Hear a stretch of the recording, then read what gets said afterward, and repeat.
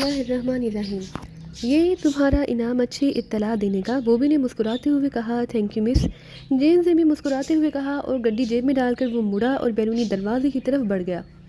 پھر تقریباً 1 گھنٹے بعد فون کی گھنٹی بج اٹھی تو بوبی نے ہاتھ بڑھا کر ریسیور اٹھا لیا۔ مارٹن کی کال ہے مس، دوسری طرف سے اس کی سیکرٹری کی آواز سنائی دی۔ بات کراؤ، بوبی نے کہا۔ ہیلو، مارٹن بول رہا ہوں مس۔ چند لمحوں بعد مارٹن کی آواز سنائی دی۔ کیا ہوا؟ پانی کی طرف بڑھنے سے پہلے پلیز چینل کو سبسکرائب اور بیل آئیکن کا بٹن ضرور پریس کریں تاکہ آپ کو آئندہ آنے والی ویڈیو بر وقت مل سکے۔ بوبی نے پوچھا۔ حکم کی تعمیل ہو چکی ہے مس، دوسری طرف سے مارٹن نے جواب دیتے ہوئے کہا۔ لیکن اتنی دیر کیوں لگائی ہے؟ بوبی کے لہجے میں ہلکا سا غصہ تھا۔ اس کے گیم کلب سے نکلنے کا انتظار تھا مس، کیونکہ آپ نے حکم دیا تھا کہ اس کے کسی آدمی کو اس کے اغوا ہونے کا علم نہ ہو۔ مارٹن نے جواب دیا۔ کیا تم انتظار کرتے رہے ہو اس کے باہر نکلنے کا؟ اگر وہ مزید کئی گھنٹوں تک نہ نکلتا تو تم انتظار ہی کرتے رہتے۔ بوبی کا لہجہ یکلخت بے حد تلخ ہو گیا۔ نہیں مس، میں نے اسے پامر بن کر فون کیا۔ پامر اس کا انتہائی گہرا دوست ہے، یہ دونوں مل کر تفریح کرتے ہیں۔ یہ ڈامر اور پامر دونوں ہی کنسارٹا میں لیڈی ہنٹر مشہور ہے۔ میں نے اسے پامر بن کر کہا کہ ایک انتہائی خوبصورت عورت اڈے پر پہنچ چکی ہے، وہ فوراً آ جائے۔ اس نے وعدہ کر لیا کہ وہ ابھی آ رہا ہے، لیکن پھر شاید کسی لمبی گیم کے چکر میں وہ رک گیا۔ جب وہ باہر آیا تو میرے آدمی اس کی نگرانی کے لیے موجود تھے، اسے اغوا کر لیا گیا۔ مارٹن نے پوری تفصیل بتاتے ہوئے کہا۔ اگر وہ پامر سے بات کر لیتا تو؟ بوبی نے ہونٹ بھینچتے ہوئے کہا۔ اگر وہ پامر سے بات کر لیتا تو؟ پامر کو پہلے ہی چیک کر لیا گیا تھا، وہ اپنے اڈے پر موجود نہ تھا۔ ڈامر اول تو کال ہی نہ کرتا، کیونکہ اس کے اور پامر کے درمیان ایسی باتیں اکثر ہوتی رہتی ہیں، لیکن اگر وہ چیک بھی کرتا تو پامر لامحالہ اڈے پر اسے نہ ملتا۔ مارٹن نے جواب دیتے ہوئے کہا۔ اوکے ٹھیک ہے، اب میں اسپیشل پوائنٹ پر جا رہی ہوں، تم اپنے ساتھیوں کو تیار کر لو، میں تمہیں کال کر لوں گی اور پھر ہم نے ایک بہت بڑا شکار کھیلنا ہے۔ ٹھیک بڑا، بوبی نے کہا۔ ٹھیک ہے مس، ہم تیار ہیں، مارٹن نے جواب دیا اور بوبی نے ریسیور رکھا اور کرسی سے اٹھ کھڑی ہوئی۔ تھوڑی دیر بعد اس کی کار اس کے مخصوص اڈے سے نکل کر اسپیشل پوائنٹ کی طرف اڑی چلی جا رہی تھی۔ وہ ایرک فیلڈ سے کنسارٹا منتقل ہو گئی تھی۔ ریجنل ہیڈ کوارٹر نے جب عمران، اس کے ساتھیوں اور ڈاکٹر عالم رضا کی موت کا مشن اس کے سپرد کیا تو اس نے اپنی فطرت کے مطابق اس فکس فریکوینسی کے ٹرانسمیٹر پر، جو اس نے خود ہی ایرک فیلڈ سے کنسارٹا جاتے ہوئے عمران کو دے دیا تھا، تاکہ اگر کسی بھی وقت عمران یا ایک دوسرے سے رابطہ قائم کرنا چاہیں تو کر لیں۔ اس نے عمران کو کھل کر بتا دیا کہ ریجنل ہیڈ کوارٹر کے احکامات کا مطلب مین ہیڈ کوارٹر کے احکامات ہی لیا جاتا ہے، اس لیے اب وہ اسے ختم کرنے پر مجبور ہو گئی ہے۔ لیکن عمران نے جواب میں اس کے خلاف ایکشن نہ لینے کی بات کی تھی، گو اس کے بعد اس ٹرانسمیٹر پر دوبارہ رابطہ نہ ہو سکا تھا۔ شاید عمران نے ٹرانسمیٹر ہی بیکار کر دیا تھا، لیکن وہ اسے بتانا چاہتی تھی کہ عمران کی یہ چال ناکام رہے گی۔ اسے معلوم تھا کہ ذہین ایجنٹ ایسی باتیں کر کے مخالف فریق کو اندھیرے میں رکھنے کی کوشش کرتے ہیں، اور اب تک اس کا خیال یہی تھا کہ عمران کو اگر اس کے ختم کرنے کا موقع مل گیا تو وہ ایک لمحے کے لیے بھی نہ ہچکچائے گا۔ اور چونکہ ریجنل ہیڈ کوارٹر اسے دھمکی دے دی تھی کہ اگر اس نے عمران کے خلاف نرمی اختیار کی تو اس کے خلاف بھی موت کے احکامات صادر کر دیے جائیں گے، اس لیے وہ اب عمران کے ہاتھ میں کے لیے مجبور تھی۔ جیمز اس کے سیکشن کا سربراہ تھا، جس کے ذمہ مخبری اور چیکنگ کا کام تھا۔ اس نے فوری طور پر کنسارٹے سے باہر جانے والی تمام ممکنہ راستوں پر نگرانی شروع کرا دی تھی، تاکہ عمران اور اس کے ساتھی اگر کنسارٹے سے باہر نہیں گئے تو اب نہ جا سکے۔ اور اب جیمز کی رپورٹ کے بعد کہ عمران اور اس کے ساتھی ابھی تک کنسارٹے میں ہی موجود ہیں، اسے حرکت میں آنے پر مجبور کر دیا تھا۔ تھوڑی دیر بعد اس کی کار شہر کی ایک کالونی میں واقع کوٹھی کے گیٹ پر پہنچ کر رک گئی۔ یہ کوٹھی اس کا اسپیشل اڈا تھا، اس لیے وہ اسے اسپیشل پوائنٹ کہا کرتی تھی۔ اس نے مخصوص انداز میں 3 بار کار کا ہارن بجایا تو کوٹھی کا چھوٹا پھاٹک کھلا اور ایک مقامی نوجوان باہر نکل آیا، لیکن پھر کار میں بوبی کو بیٹھا دیکھ کر وہ بجلی کی سی تیزی سے مڑا اور چھوٹے پھاٹک میں غائب ہو گیا۔ چند لمحوں بعد بڑا پھاٹک کھلا اور بوبی کار اندر لے گئی۔ پورچ کے پچھلے برآمدے میں 2 مسلح افراد کھڑے تھے۔ بوبی کی کار کو پورچ کی طرف بڑھتے دیکھ کر برآمدے کی سیڑھیاں اتر کر پورچ میں آ گئے۔ پھر جیسے ہی بوبی کار سے اتری، ان دونوں نے بڑے مودبانہ انداز میں سلام کیا۔ ڈامر کہاں ہے؟ بوبی نے ان میں سے ایک سے پوچھا۔ تہخانے میں ہے مس، ایک آدمی نے جواب دیا۔ لوگر کو بلاؤ، اس ڈامر سے پوچھ گچھ کرنی ہے، بوبی نے برآمدے کی سیڑھیاں چڑھتے ہوئے کہا۔ لوگر وہی موجود ہے مس، اس آدمی نے اس کے پیچھے آتے ہوئے جواب دیا، اور بوبی سر ہلاتی ہوئی آگے بڑھ گئی۔ چند لمحوں بعد وہ تہخانے میں موجود تھی، جہاں ایک دیوار کے ساتھ ایک بھینسے نما آدمی زنجیروں سے جکڑا ہوا کھڑا تھا، لیکن وہ بے ہوش تھا۔ اس کی گردن بھی ڈھلکی ہوئی تھی اور اس کا جسم بھی زنجیروں کے ساتھ تقریباً لٹکا ہوا ہی نظر آ رہا تھا۔ تہخانے میں ایک گنجے سر والا پہلوان نما آدمی بھی کھڑا تھا، جس کے جسم پر تیز سرخ رنگ کی آدھے سے آدھے بازو والی بنیان موجود تھی، اور اس کے ساتھ اس نے چست جینز پہن رکھی تھی۔ اس نے بوبی کو سلام کیا۔ اسے جانتے ہو لوگر؟ بوبی نے دیوار سے بندھے ہوئے بھینسے نما آدمی کی طرف اشارہ کرتے ہوئے اس گنجے سر والے پہلوان نما آدمی سے کہا، اور خود وہ سامنے رکھی ہوئی کرسی کی طرف بڑھ گئی۔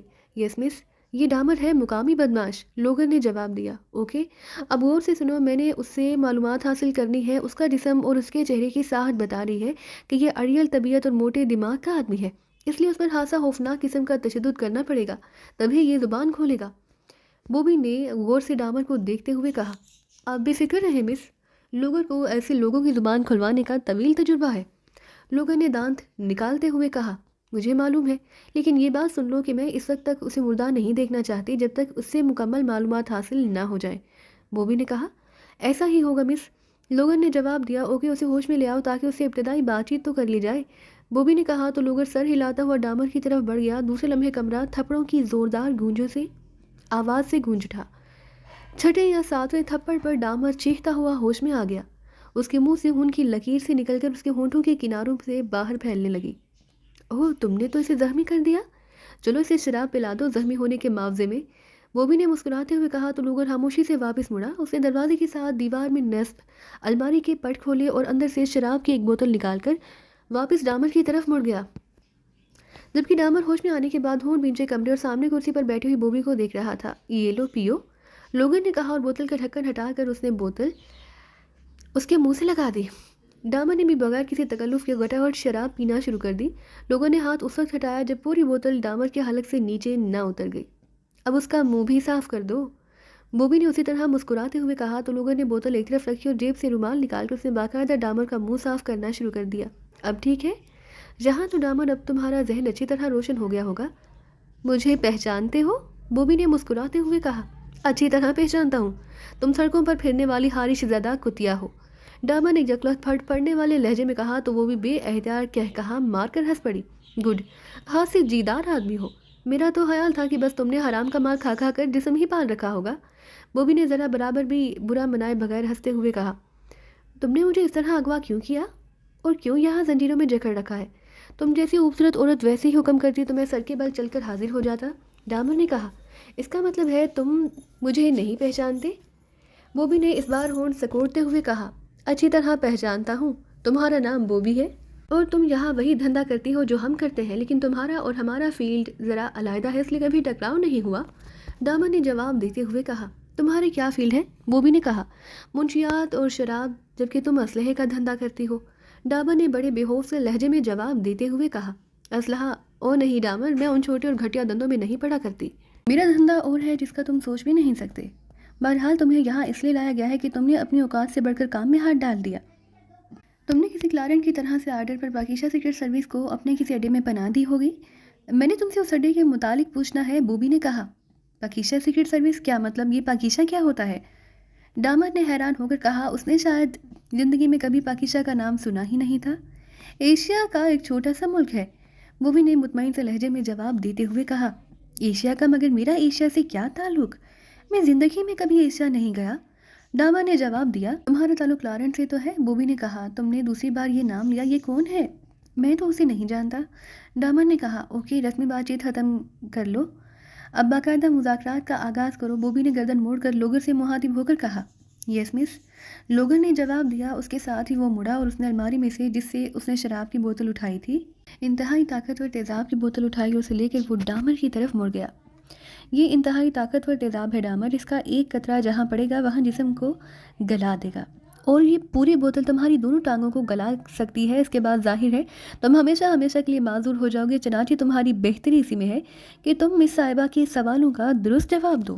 لوگر نے ڈامر کی طرف بڑھتے ہوئے اور اس طرح سمجھاتے ہوئے کہا جیسے کوئی استاد کسی کند ذہن بچے کو سمجھاتا ہے۔ جب میں جانتا ہی نہیں تو بتاؤں کیا؟ ڈامر نے جواب دیا، لیکن دوسرے لمحے اس کے حلق سے ایک کریہا چیخ نکلی اور پھر جیسے چیخوں کا طوفان آ گیا۔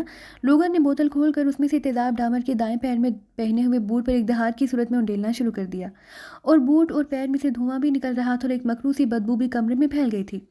رک جاؤ، رک جاؤ، میں بتاتا ہوں، رک جاؤ، یکلخ ڈامر نے ہذیانی انداز میں چیختے ہوئے کہا، اور لوگر نے بوتل اونچی کر لی۔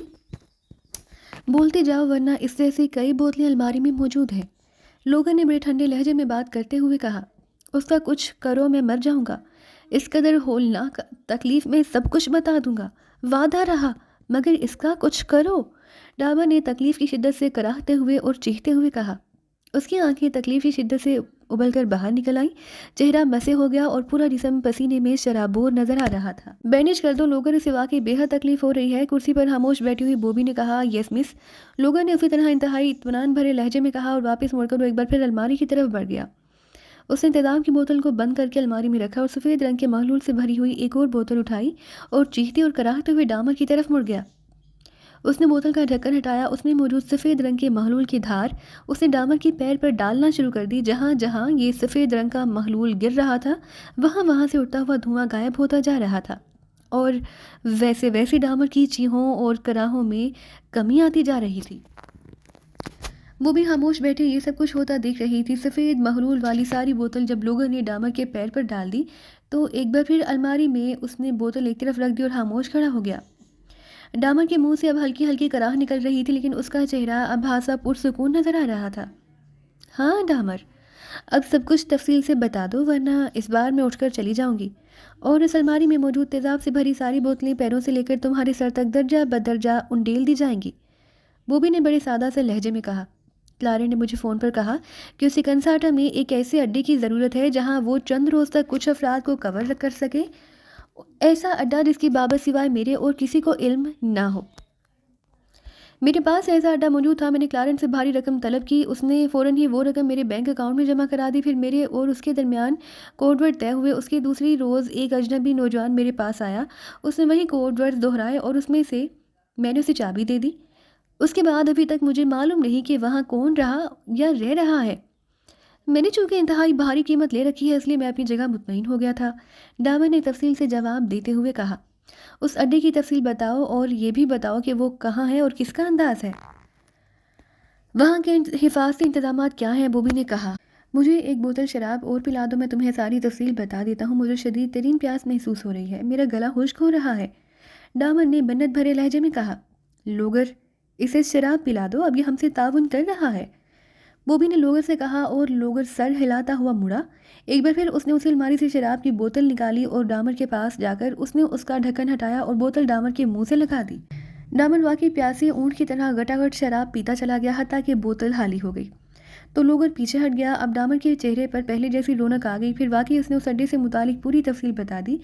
بوبی اس سے مزید سوالات کرتی رہی اور ڈامر اس کے سوالوں کے جوابات دیتا رہا. اوکے ڈامر، تم نے واقعی تعاون کیا، اس لیے میں نے فیصلہ کیا کہ تمہیں آسان موت مارا جائے. بوبی نے اٹھ کر کھڑے ہوتے ہوئے کہا. کیا کہہ رہی ہو؟ میں تو...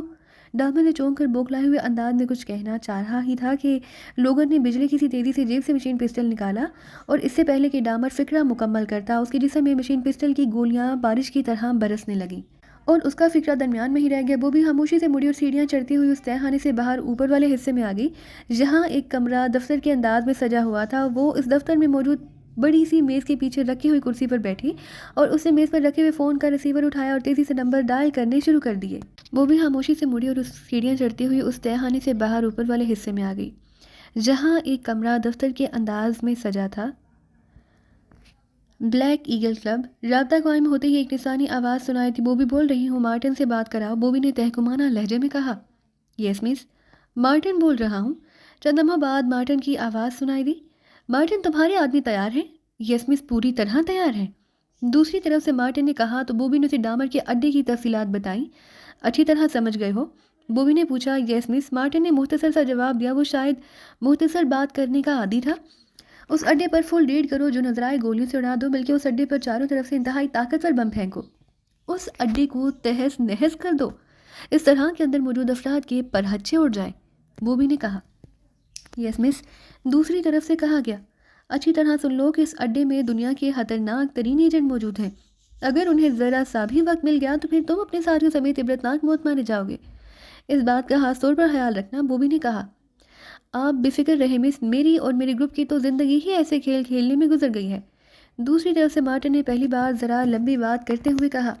جب اڈا تباہ ہو جائے تو اندر جتنے افراد کی لاشیں بھی دستیاب ہوں سب کو اسپیشل پوائنٹ پہنچا دینا. میں وہیں موجود ہوں. بوبی نے کہا. ساتھ ہی اس نے ریسیور رکھ دیا. اس کے چہرے پر اب ایسے تاثرات تھے جیسے عمران اور اس کے دوستوں کی موت یقینی ہو چکی ہو. تقریباً 1 گھنٹے بعد فون کی گھنٹی بج اٹھی تو بوبی جو کرسی پر بیٹھی ایک میگزین کے مطالعے میں مصروف ہو چکی تھی چونک کر سیدھی ہوئی. اس نے رسالہ بند کر کے میز پر رکھا، پھر ہاتھ بڑھا کر ریسیور اٹھا لیا. یس، بوبی بول رہی ہوں.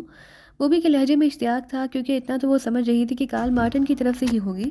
مارٹن بول رہا ہوں مس، آپ کے حکم کی تعمیل کر دی گئی ہے، لیکن مس تباہ شدہ اڈے سے صرف 2 مقامی افراد کی لاشوں کے ٹکڑے ملے ہیں اور یہ دونوں ڈامر کے کلب کے آدمی ہیں۔ مارٹن نے کہا تو وہ بھی بے احتیاط اچھل پڑی۔ کیا کہہ رہے ہو؟ وہاں تو عمران اور اس کے ساتھی موجود ہونے چاہیے تھے، بوبی نے حیرت بھرے لہجے میں کہا۔ نہیں مس، وہاں ان 2 مقامی افراد کے علاوہ اور کوئی آدمی نہیں۔ البتہ اس علاقے کے ایک آدمی سے مجھے معلوم ہوا کہ اس نے 5 مردوں اور 1 عورت کو ایک جیپ میں سوار ہو کر ریڈ سے تقریباً 1 گھنٹہ قبل وہاں سے جاتے ہوئے دیکھا تھا۔ مارٹن نے جواب دیتے ہوئے کہا، اوہ تو یہ لوگ پہلے ہی نکل گئے تھے، ویری بیڈ۔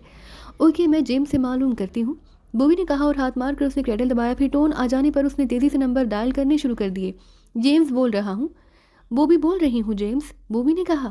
او مس، میں آپ کو کال کرنے کے لیے ریسیور اٹھانے کے لیے ہاتھ بڑھا ہی رہا تھا کہ آپ کی کال آ گئی۔ ہم نے ان پاکستانی ایجنٹوں کو تلاش کر لیا، وہ ایک جیپ میں سوار ہیں، وہ 5 مرد اور 1 عورت پر مشتمل ہے۔ ان کی تعداد کی بنا پر انہیں چیک کیا گیا، پھر اس جیپ کے نمبر چیک کیے گئے تو پتہ چلا کہ اس جیپ کا تعلق مقامی بدماش ڈامر سے ہی ہے۔ اس سے ہمیں پوری طرح تسلی ہو گئی کہ یہی ہمارے مطلوبہ لوگ ہیں۔ یہ لوگ کنساٹا کے شمال مغرب میں واقع ایئر فورس کے اسپیشل ٹرانسمیٹر اسٹیشن طرف جا رہے ہیں، جیمز نے جواب دیتے ہوئے کہا۔ یہ اسٹیشن کنساٹا سے کتنے فاصلے پر ہے؟ بوبی نے کہا۔ 300 کلومیٹر کے فاصلے پر ہے، مکمل طور پر ایئر فورس کے قبضے میں ہے، لیکن نہ جانے یہ لوگ کیوں ادھر جا رہے ہیں؟ جیمز نے کہا۔ تمہیں کیسے معلوم ہوا کہ وہ وہاں جا رہے ہیں؟ بوبی نے کہا۔ مس، ہم ان کی نگرانی کر رہے ہیں۔ اس وقت ان کی جیپ اس طرف جانے والی سڑک پر مڑ چکی ہے اور اس سڑک پر اور کوئی قصبہ یا آبادی نہیں، یہ سڑک اسی اسٹیشن پر ہی جا کر ختم ہوتی ہے۔ ہمارے آدمی وہاں رک گئے ہیں تاکہ اگر یہ لوگ ڈاج دینے کے لیے جا رہے ہیں تو واپس آئیں گے، ورنہ ان کے پیچھے جانے کا کوئی فائدہ نہیں، جیمز نے کہا۔ کہیں وہ راستے سے ہی مڑ کر بغیر سڑک کے کسی اور طرف نہ نکل جائیں؟ نہیں مس، سوائے کھیتوں اور بنجر زمین کے ادھر ادھر اور کوئی قابل ذکر چیز ہی نہیں جس طرف یہ لوگ جائیں گے، جیمز نے کہا۔ لیکن یہ ایئر فورس اسٹیشن پر کیوں جا رہے ہیں؟ وہاں ان کا کیا کام ہو سکتا ہے؟ بوبی نے الجھے ہوئے لہجے میں کہا۔ اب میں کیا کہہ سکتا ہوں مس، جیمز نے بے بسی کا اظہار کرتے ہوئے کہا۔ اوکے، تم وہیں نگرانی کراؤ، اگر یہ لوگ واپس آئیں تو تم نے فوری طور پر اسپیشل ٹرانسمیٹر پر مجھے اطلاع کرنی ہے، بوبی نے کہا، اور ریسیور رکھ کر وہ تیزی سے اٹھی اور اس نے ایک طرف دیوار میں موجود الماری کھولی اور اس کے اندر موجود ایک ٹرانسمیٹر نکال کر اس نے اسے میز پر رکھا، پھر تیزی سے اس پر ایک فریکوینسی ایڈجسٹ کرنے لگی۔ فریکوینسی ایڈجسٹ کر کے اس نے اس کا بٹن دبایا اور کال دینا شروع کر دی۔ یس سیکشن ہیڈ کوارٹر، مشینی آواز سنائی دی اور کوڈ وغیرہ دہرانے کے بعد سیکشن ہیڈ کوارٹر کا چیف جیکسن لائن پر آ گیا۔ بوبی بول رہی ہوں جیکسن، اوور۔ ہاں، کیا رہا مشن کا؟ اوور۔ دوسری طرف سے جیکسن نے پوچھا تو بوبی نے اسے اب تک ہونے والی ساری کارروائی کی تفصیل بتا دی۔ 5 مرد اور 1 عورت، اس کا مطلب ہے بوبی کہ انہوں نے ڈاکٹر عالم رضا کو یا تو کسی خفیہ طریقے سے واپس بھجوا دیا ہے یا پھر انہوں نے اسے کہیں چھپا رکھا ہے۔ سیکشن ہیڈ کوارٹر نے تمام ایئر پوسٹ اور بحری راستوں پر باقاعدہ نگرانی کے احکامات بھی جاری کر دیے ہیں اور خصوصی کیمرے بھی پہنچا دیے ہیں جن میں میک اپ کے باوجود ڈاکٹر عالم رضا کو شناخت کیا جا سکتا ہے، اور ابھی تک اس کے متعلق کہیں سے کوئی بھی اطلاع موصول نہیں ہوئی، اوور۔ جیکسن نے کہا۔ تم ڈاکٹر عالم رضا کو رو رہے ہو، جبکہ مجھے یہ سمجھ نہیں آ رہی کہ عمران اپنے ساتھیوں سمیت آخر ایئر فورس اسٹیشن کی طرف کیوں جا رہا ہے؟ یہ لوگ وہاں جا کر کیا کرنا چاہتے ہیں؟ ان کا مقصد کیا ہے؟ اوور، بوبی نے تلخ لہجے میں کہا۔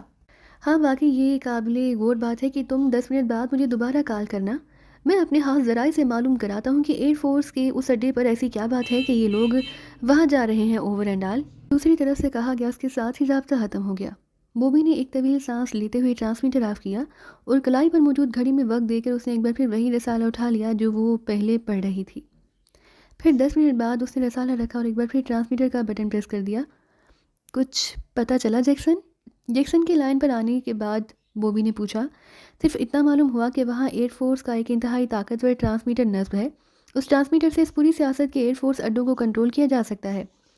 ویسے میں نے ایئر فورس کی اعلیٰ کمانڈ میں موجود اپنے خاص آدمی کو الرٹ کر دیا ہے، عمران اور اس کے ساتھیوں کو اس پڈے پر پہنچنے ہی گرفتار کر لیا جائے گا، پھر انہیں کنساٹا میں ایئر فورس کے ہیڈ کوارٹر لے آیا جائے گا۔ تم اپنے آدمی سے ہیڈ کوارٹر کی گرد پھیلا دو، جیسے ہی ان لوگوں کو وہاں لایا جائے تم ان پر ریڈ کر کے ان کا خاتمہ کر دو، اوور۔ جیکسن نے کہا۔ اوور اینڈ آل، بوبی نے کہا اور ٹرانسمیٹر آف کر کے اس نے فون کا ریسیور اٹھایا۔ مارٹن کو فون کرنے میں مصروف ہو گئی تاکہ اسے کنساٹا ایئر فورس کے ہیڈ کوارٹر کو گھیرنے اور عمران اور اس کے ساتھیوں کی آمد کے بارے میں ہدایات دے سکے۔ بلیک ایگل کلب، رابطہ قائم ہوتے ہی وہی نسانی آواز سنائی دی۔ مارٹن سے بات کراؤ، میں بوبی بول رہی ہوں۔ बॉबी ने तेज लहजे में कहा। यस मिस, दूसरी तरफ से कहा गया। यस मिस, मैं मार्टिन बोल रहा हूँ। चंद लम्हों बाद मार्टिन की आवाज़ सुनाई दी। बॉबी ने जवाब इसे सेक्शन हेडक्वार्टर की हिदायत की तफसील से आगाह कर दिया। मिस, एयरफोर्स के हेडक्वार्टर के गिर्द हमला करना मुश्किल हो जाएगा क्योंकि वहाँ फौजी छावनी भी है और पुलिस हेडक्वार्टर भी, इसलिए हम इस नाकाबंदी पर ही मौजूद रहेंगे। एयरफोर्स वाले इमरान और उसके साथियों को लेकर लामहला वहाँ से गुजरेंगे और तो कोई रास्ता ही नहीं। वो खुली जगह है, वहाँ हम जिस तरह चाहेंगे बगैर किसी मुदाखलत के रेड कर सकेंगे। मार्टिन ने कहा। ठीक है, तुम ऐसा करो कि स्पेशल पॉइंट पर आ जाओ, मैं तुम्हारे साथ वहाँ जाऊँगी। मैं उस रेड में खुद शामिल होना चाहती हूँ। बॉबी ने कहा। जैसे आपका हुक्म मिस, दूसरी तरफ से मार्टिन ने जवाब दिया।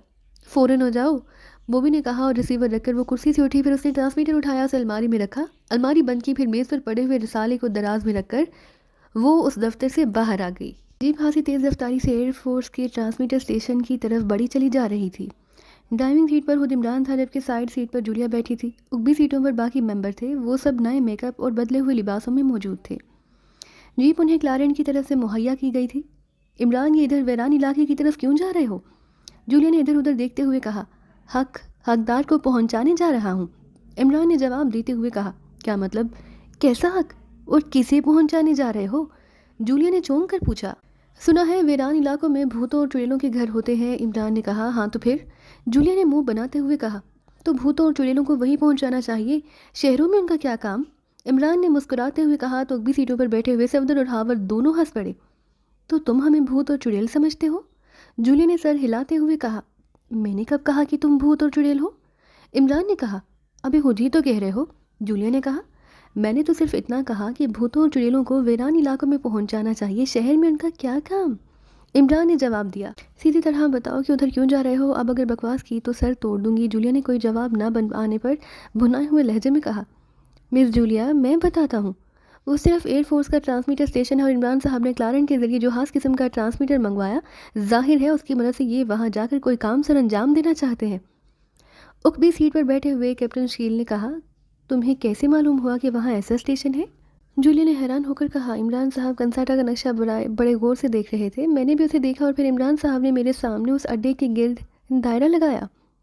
उसके बाद उन्होंने वालिंगटन किसी स्मिथ को फ़ोन किया और उससे इस अड्डे के बारे में तफसील से बात की। कैप्टन शील ने जवाब दिया। लेकिन हम इस वक्त कहाँ थे? जूलिया ने हैरान होकर कहा। आप सब उस वक्त मेकअप और लिबास बदलने में मसरूफ़ थे। फिर जब आप वापस आए तो मैं चला गया, इसलिए मुझे बाद में मालूम नहीं हो सका कि बाद में इमरान साहब की स्मिथ से क्या बात हुई या क्या प्रोग्राम तय हुआ। और चूँकि नक्शा मेरे जहन में है, इसलिए मुझे मालूम है कि ये सड़क उस स्टेशन की तरफ से जाती है। कैप्टन शील ने जवाब दिया। क्या कैप्टन शील दुरुस्त कह रहा है? जूलिया ने खामोश बैठे हुए इमरान से मुहातिब होकर कहा। हाँ, कैप्टन शील दुरुस्त कह रहा है, इमरान ने मुस्कुराते हुए जवाब दिया। तो तुम खुद भी यही बात बता सकते थे। हाँ, भूतों चुड़ैलों की बात शुरू कर दी, जूलिया ने गुस्सीले लहजे में कहा। एक नाम तो वो रह ही गया है और उसी में सारी मौसीकियत है, इमरान ने मुस्कुराते हुए कहा। कौन सा नाम? जूलिया ने चौंक कर कहा। गुलाम के साथ एक नाम कनीज़ का भी होता है, कैसा मौसीकियत से पुर लफ्ज़ है, उसे सुनकर दिल की तमाम खिड़कियाँ खुल जाती हैं, इमरान ने मुस्कुराते हुए जवाब दिया। ये तो मर्दों की फितरत है, तुम औरतों को कनीज़ के अलावा कुछ समझते ही नहीं, जूलिया ने फनकारते हुए लहजे में कहा। जाहिर है वो इमरान का इशारा समझ गई थी। कंस फ़ारसी ज़ुबान का लफ्ज़ है जिसका मानी होता है ख़जाना। इस लिहाज से कनीज़ का मतलब हुआ ख़जाने वाली या ख़जाना रखने वाली, और ख़वातीन के पास ही हुस्न का ख़जाना होता है। अब चुड़ैलों के पास तो होने से रहा, इमरान ने बाकायदा फ़लसफ़ा झाड़ते हुए कहा। तुमसे खुदा समझे ना जाने कौन कौन सी ज़ुबान के लफ्ज़ और उनके मायने पढ़ते रहते हो। बहरहाल छोड़ो इस ख़जाने और कनीज़ को, सीधी तरह बताओ कि वहाँ तुम क्यों जा रहे हो। जूलिया ने कहा। अगर तुम वादा करो कि किसी और को ना बताओगी तो मैं बता देता हूँ, इमरान ने मुस्कुराते हुए कहा। और को क्या? किसी और को क्या? पहली बात तो ये कि हम सब साथ ही हैं, दूसरी बात ये कि जब तुम बोलोगे तो जाहिर है मेरे साथ साथ ये सब भी सुन लेंगे, जूलिया ने मुंह बनाते हुए कहा। ये बेशक सुन लें, लेकिन तुमने नहीं बताना। और दूसरी बात ये कि जब मेरी और तुम्हारी बात होगी तो ये सब बोर्ड में शामिल हो जाते हैं। बहरहाल ज़ाती मामलात तो ज़ाती ही होते हैं, इमरान ने कहा। हम नहीं सुन रहे इमरान साहब, आप बिल्कुल ज़ाती मामला डिस्कस करें, सफदर ने हंसते हुए कहा। ये क्या बकवास है, मिशन के मामलात ज़ाती कैसे हो गए? सफदर तुम भी सोच समझ कर बात किया करो, जूलिया ने सफदर को भी झाड़ दिया। सॉरी मिस जूलिया, मैंने तो सिर्फ मजाक किया। दूसरी बात ये कि आप हाँ इमरान साहब से ज़िद कर रही हैं, उन्होंने पहले कभी कुछ बताया है जो अब बताएंगे? सफदर ने कहा। यही तो मुसीबत है, उसे हमारे जज्बात से खेलते हुए लुत्फ आता है। देख लेना मिस जूलिया, जिस कदर इसरार करेंगी ये उतना ही फैलता चला जाएगा। تنویر نے موقع غنیمت جانتے ہوئے فوراً ہی جولیا کو چیلنج کرنے کے اسی انداز میں کہا۔ تو تم نہیں بتاؤ گے؟ جولیا نے پھنکارتے ہوئے لہجے میں کہا۔ کیا بتاؤں؟ عمران نے اسی طرح حیران ہو کر پوچھا جیسے اسے سرے سے کسی بات کا علم ہی نہ ہو۔ جیپ روکو، فوراً روکو، ابھی اور اسی وقت، جولیا نے غصے سے چیختے ہوئے کہا۔ کیوں؟ عمران نے اسی طرح حیرت بھرے لہجے میں کہا۔ میں یہاں اتر جاؤں گی، میں آگے نہیں جاؤں گی، جولیا نے اسی طرح چیختے ہوئے کہا۔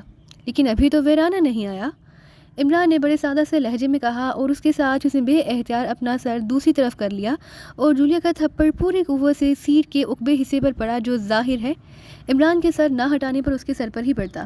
میں کہتی ہوں روکو جیپ، جولیا کو اور زیادہ غصہ آ گیا۔ مس جولیا، کیا آپ کو چیف نے مشن سے پہلے آگاہ نہیں کیا تھا کہ اگر آپ نے اس قسم کے رویے کا اظہار کیا تو آپ کو سزا بھی دی جا سکتی ہے؟ اچانک عمران نے انتہائی سنجیدہ لہجے میں کہا۔ لیکن تم بتاتے کیوں نہیں؟ کیا تمہیں چیف نے منع کر رکھا ہے کہ تم ہمیں کچھ نہ بتاؤ؟ جولیا نے بنائے ہوئے لہجے میں کہا۔ مس جولیا، ہمارا مشن بلیک تھنڈر کے خلاف ہے، کیا آپ کا خیال ہے کہ ہماری باتیں اس جیپ کے اندر ہی رہ جائیں گی؟ عمران نے اسی طرح سنجیدہ لہجے میں کہا۔ تو اور کون سنے گا؟ کیا ہمائیں سنیں گی؟ دیکھو مجھے بچی نہ سمجھو، جولیا کو اور زیادہ غصہ آ گیا۔ مس جولیا، عمران صاحب درست کہہ رہے ہیں، آپ ضد نہ کریں، بلیک تھنڈر واقعی سائنسی طور پر انتہائی طاقتور تنظیم ہے اور ان کی وہ لیبارٹری یہاں سے زیادہ دور بھی نہیں۔ اچانک کیپٹن شیل نے کہا تو جولیا چونک پڑی۔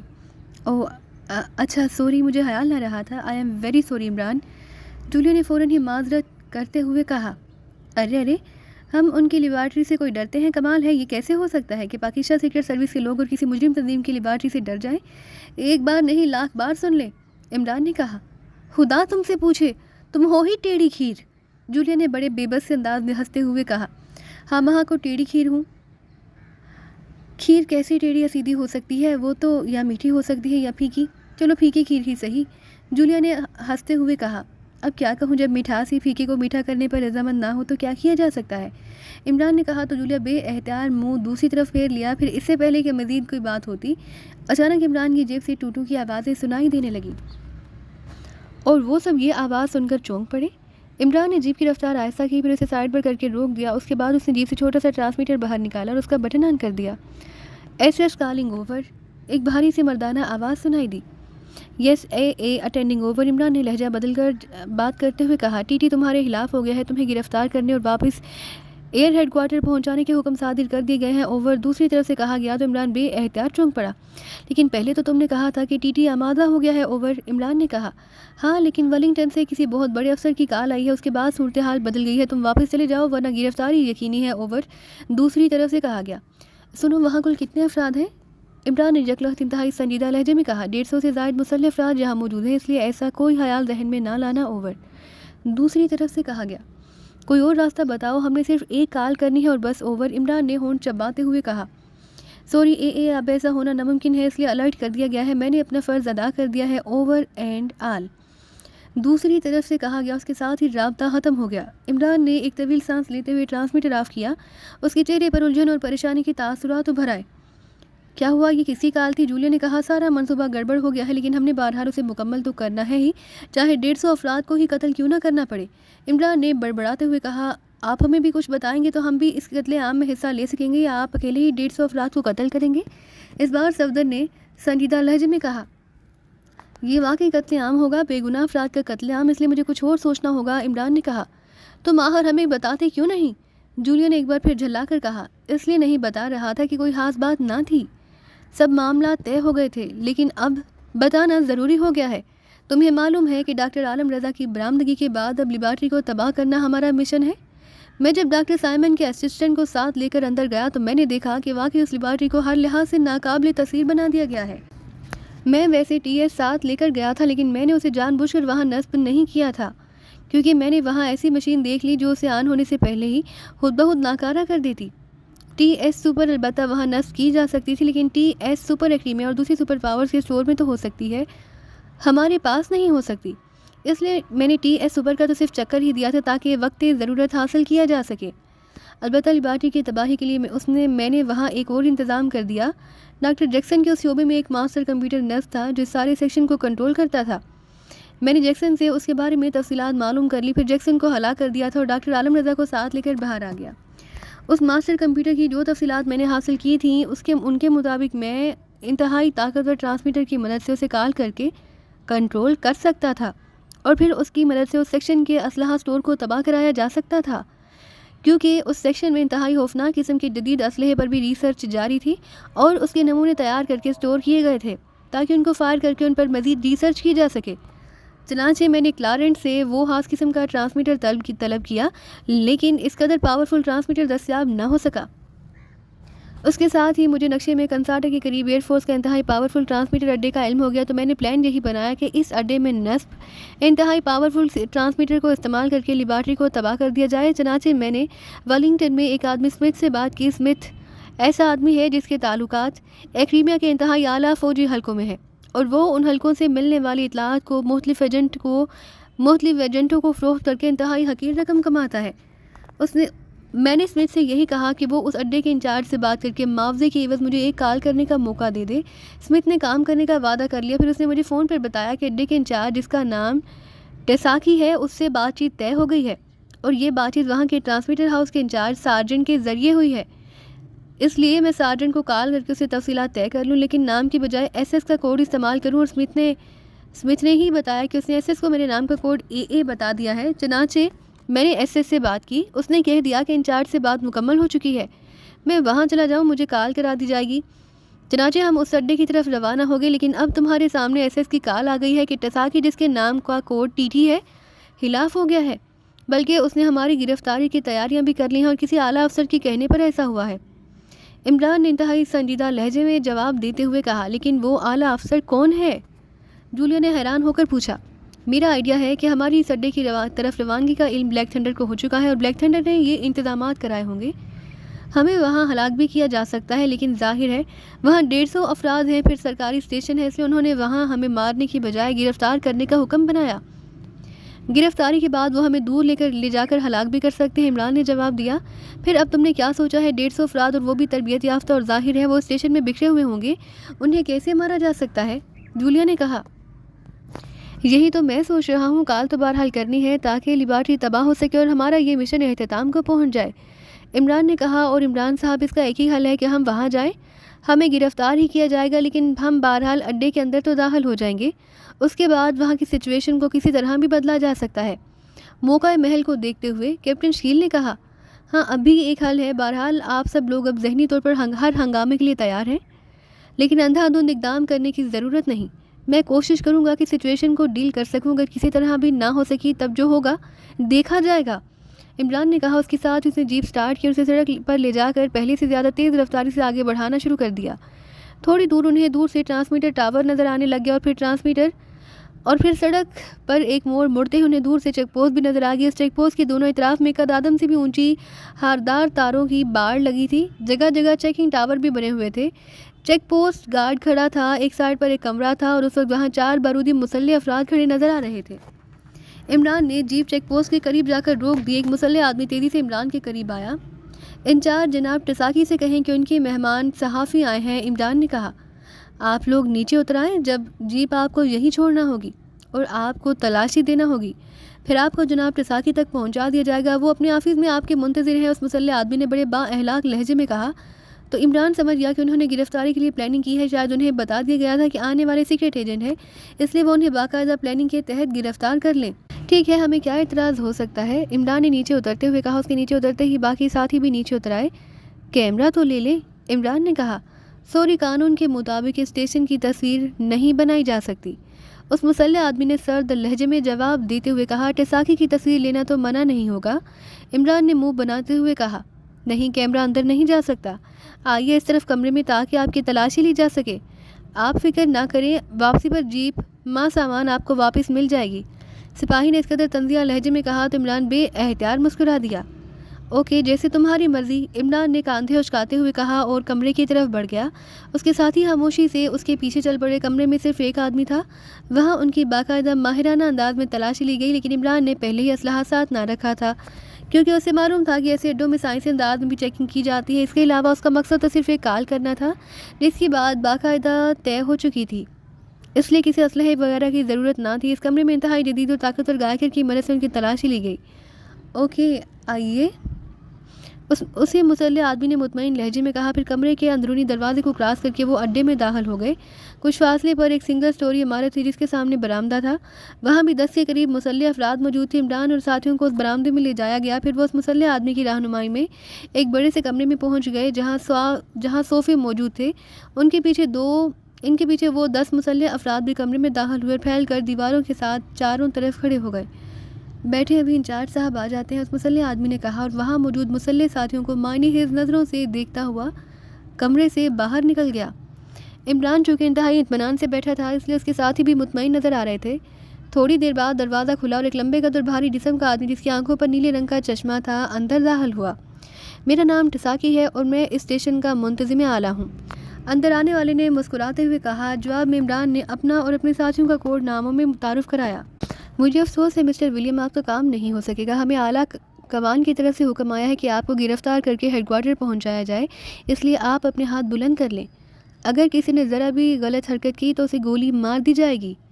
ये टिसाकी ने यकलख्त ऊंची आवाज़ में कहा। उसके साथ ही इमरान और उसके साथियों के इर्द गिर्द खड़े हुए अफराद ने अपने गन्नों का रुख इमरान और उसके साथियों की तरफ कर दिया। हम कोई एहतजाज नहीं करेंगे मिस्टर टिसाकी, आप बेफिक्र रहें, लेकिन आप एक काम करें, हमें गिरफ़्तार करने के बाद अलहदा कमरे में हमसे कुछ देर मुलाकात कर लें, इसमें आपका ही फ़ायदा है। इमरान ने इसी तरह मुतमईन लहजे में कहा। बातें बाद में होंगी, पहले गिरफ़्तारी। टिसाकी ने कहा, ओके, जैसे आपकी मर्ज़ी, मैं अपने बाजू हुक्म में कर रहा हूँ, आप हथकड़ी लगा लें। इमरान ने उठते हुए कहा। उसके साथ ही उसने बाजू खुद ही हुक्म में कर लिए। चंद लम्हों बाद कटाक की आवाज़ के साथ ही उसके कलाई में क्लिप हथकड़ी डाल दी गई। चूँकि इमरान ने खुद अपनी गिरफ्तारी दे दी थी इसलिए इमरान के साथियों ने भी उसकी पैरवी की और चंद लम्हों बाद ही इमरान के सारे साथियों के हाथ हुक्म में करके हथकड़ी लगा दी गई। अब टिसाकी के चेहरे पर गहरा इत्मीनान था। अब तो आपको तसल्ली होगी टिसाकी, अब तो आपको कोई खौफ नहीं रहा। अब सिर्फ चंद मिनट मुझे लायदगी में दे दो, फिर जिस तरह आपका जी चाहे करते रहें, मैं कोई एतराज़ नहीं करूँगा। इमरान ने कहा। आप क्या कहना चाहते हैं? मैंने कह दिया कि अब वो पहले वाली बात मुमकिन ही नहीं रही। टिसाकी ने कहा। मैं उस बारे में बात नहीं करूँगा। इमरान ने कहा। ओके। टिसाकी ने चंद लम्हे खामोश रहने के बाद कहा। फिर वो अपने साथियों की तरफ मुतवज्जा हो गया। इन्हें बड़े कमरे में ले चलो, टिसाकी ने कहा और तेज़ी से मुड़कर उस कमरे से बाहर निकल गया। थोड़ी देर बाद इमरान और उसके साथियों को भी उस कमरे से एक और कमरे में ले जाया गया जो पहले कमरे की निस्बत खासा बड़ा था। उसमें एक मेज़ और उसके गिर्द कुर्सियाँ रखी हुई थी, शायद ये मीटिंग रूम था। इमरान और उसके साथी कुर्सियों पर बैठ गए जबकि हमरा आने वाले मुसल्लह अफराद हटकर खड़े हो गए। चंद लम्हों बाद टिसाकी अंदर दाखिल हुआ तो उसके साथ एक दुबला और पतला सा नौजवान भी था। तुम लोग बाहर जाओ, टिसाकी ने मुसल्लह अफराद से कहा और वो सारे खामोशी से बाहर निकल गए। ये सार्जेंट है, मैंने उसे इसलिए यहाँ बुलाया है ताकि तुमने जो कुछ कहना है उसके सामने कहो। टिसाकी ने इमरान के साथ वाली कुर्सी पर बैठते हुए कहा। सार्जेंट की नज़रों में हैरत के तासुरात नुमाया थे। आप मिस्टर ए हैं, आपको खुद ख्याल रखना चाहिए था, सार्जेंट ने इमरान की तरफ देखते हुए कहा और इमरान मुस्कुरा दिया। वो समझ गया था कि सार्जेंट इस बात पर हैरान हो रहा है कि जब उसने इमरान को गिरफ्तारी के मुतालिक बता दिया था तो फिर इमरान यहाँ क्यों आया है। मिस्टर टिसाकी, आपने हमें गिरफ्तार कर लिया, आपको भी हुक्म आला हकाम ने दिया था, आपने हुक्म की तामील कर दी। अब आपने हमें इस हालत में अपने हेडक्वार्टर पहुँचा देना, लेकिन अगर हम यहाँ से जाने से पहले आपके ट्रांसमीटर पर एक कॉल कर दें तो किसी को उसका पता ना चलेगा और आपको पहले से दुगना मुआवजा भी मिल जाएगा। इमरान ने कहा तो टिसाकी की आंखों में जकलख चमक से उभर आई। शायद ये दुगने मुआवजे की वजह से थी, ये या इस बात पर कि वो दोनों तरफ से सुरखरू हो सकता है। आप किसी और किस किस्म की कॉल करना चाहते हैं? टिसाकी ने चंद लम्हे खामोश रहने के बाद कहा। आपको आला हकाम ने हमारे मुतालिक क्या बताया है? यही कि आप मुल्क दुश्मन एजेंट हैं। टिसाकी ने कहा तो इमरान भी एहतियार मुस्कुरा दिया। मुल्क दुश्मन एजेंट एयरफोर्स के ट्रांसमीटर से कॉल नहीं करते रहते। बहरहाल आपके हेडक्वार्टर पहुंचकर सारी बात खुद ब खुद सामने आ जाएगी। बहरहाल काहिल में एक छोटा सा जजीरा है अरसागान, वहाँ मेरा एक साइंसदान दोस्त रहता है जो हुकूमत एक्रीमा की तरफ से खुफिया तौर पर एक इंतहाई खुफिया हथियार की तैयारी में मसरूफ़ है। ये लेबार्ट्री इस कदर जदीद है कि उसमें इंतहाई ताकतवर मास्टर कंप्यूटर नस्ब है। उसे खुफिया रखने के लिए ऐसा सिस्टम रखा गया है कि उस मास्टर कंप्यूटर से आम ताकत का ट्रांसमीटर रब्ता नहीं कर सकता। मैंने अपने साइंसदान दोस्त को उस मास्टर कंप्यूटर के ज़रिए हुकूमत एक्रीमा के इंतहाई खुफिया कोड में ज़रूरी पैगाम देना है और बस। इमरान ने बात बनाते हुए कहा। ठीक है, अगर सार्जेंट तुम्हारी गारंटी दे दे कि मुआवजा दुगना होगा तो मुझे कोई एतराज़ नहीं। कॉल करने से क्या फ़र्क पड़ जाएगा, कॉलें तो हर लम्हा यहाँ से होती ही रहती हैं। टिसाकी ने आमादगी का इजहार करते हुए कहा। मैं गारंटी देता हूँ, आप फिक्र ना करें और कॉल भी अपनी निगरानी में ही कराऊंगा।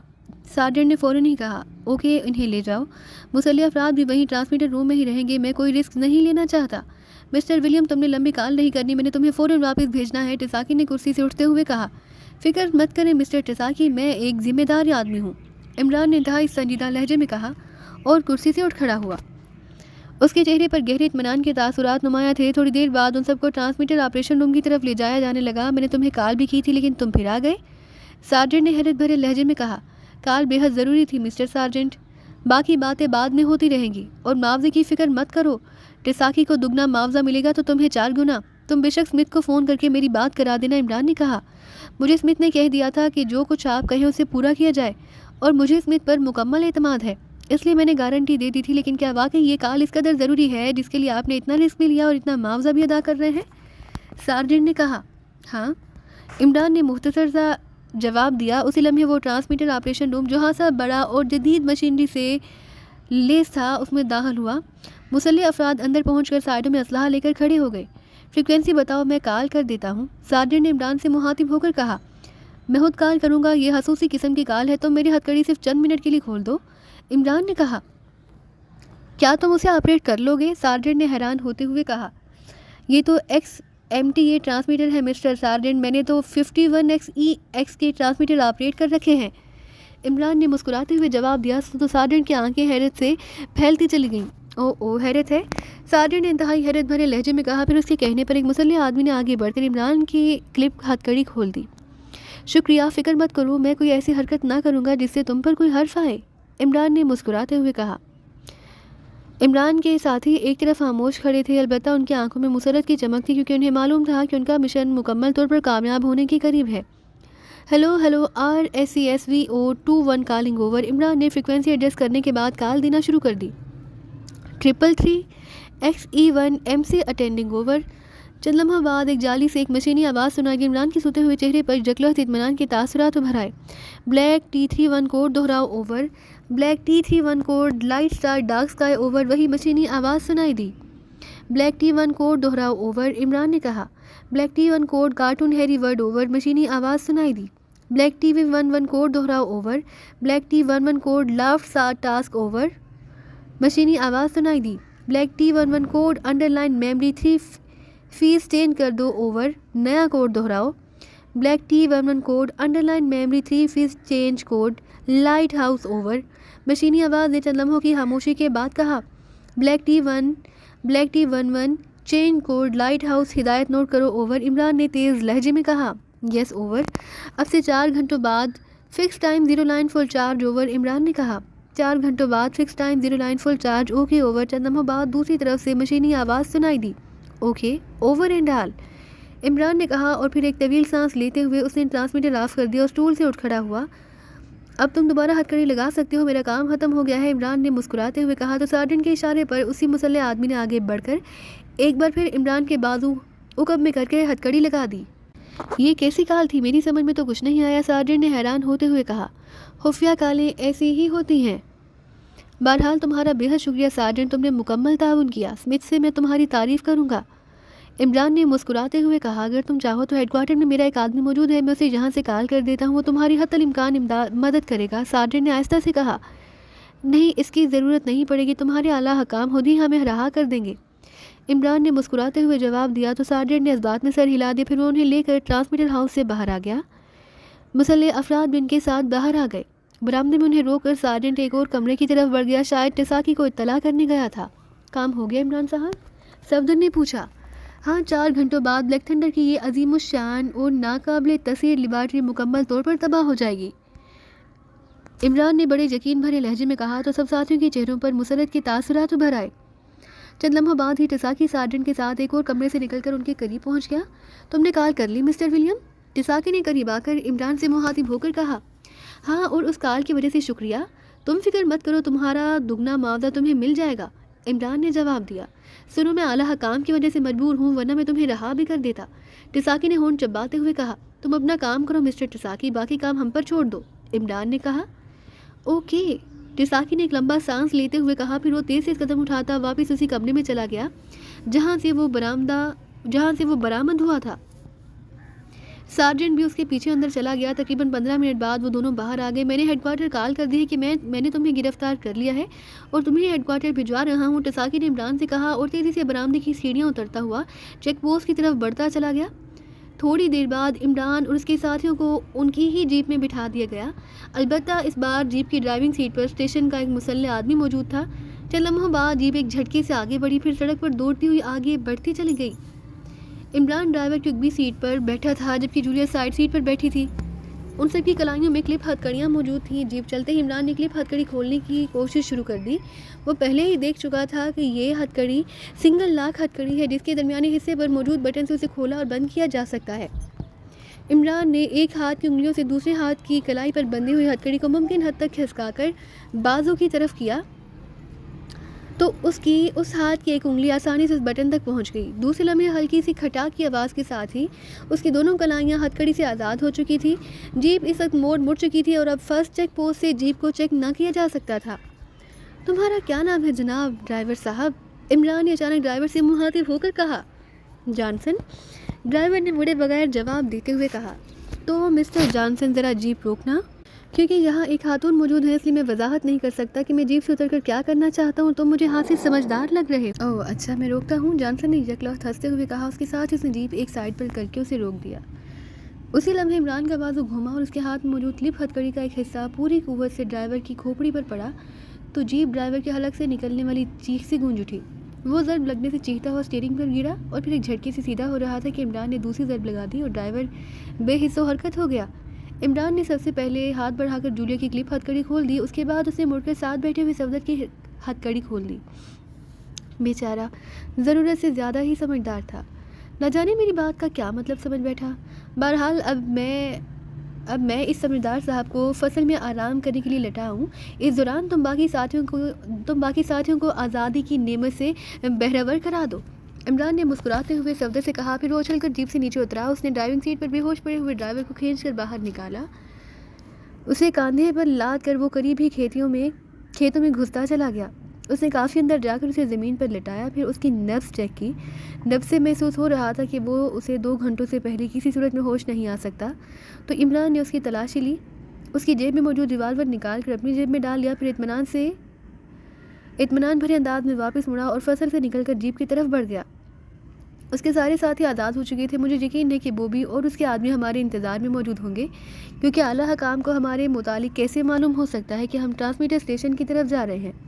لامحالہ بلیک تھنڈر کو ہماری ادھر جانے کی اطلاع ملی ہوگی، لیکن ایک تو وہ سرکاری اسٹیشن ہے، دوسرا بلیک تھنڈر کو بہرحال یہ معلوم نہ ہو سکا کہ ہمارا وہاں جانے کا مقصد کیا ہو سکتا ہے، اس لیے انہوں نے ہمیں گرفتار کر کے ہیڈ کوارٹر بھجوانے کے احکامات صادر کر دیے، لیکن یقیناً وہ راستے میں ہی ہمارا انتظار کر رہے ہوں گے۔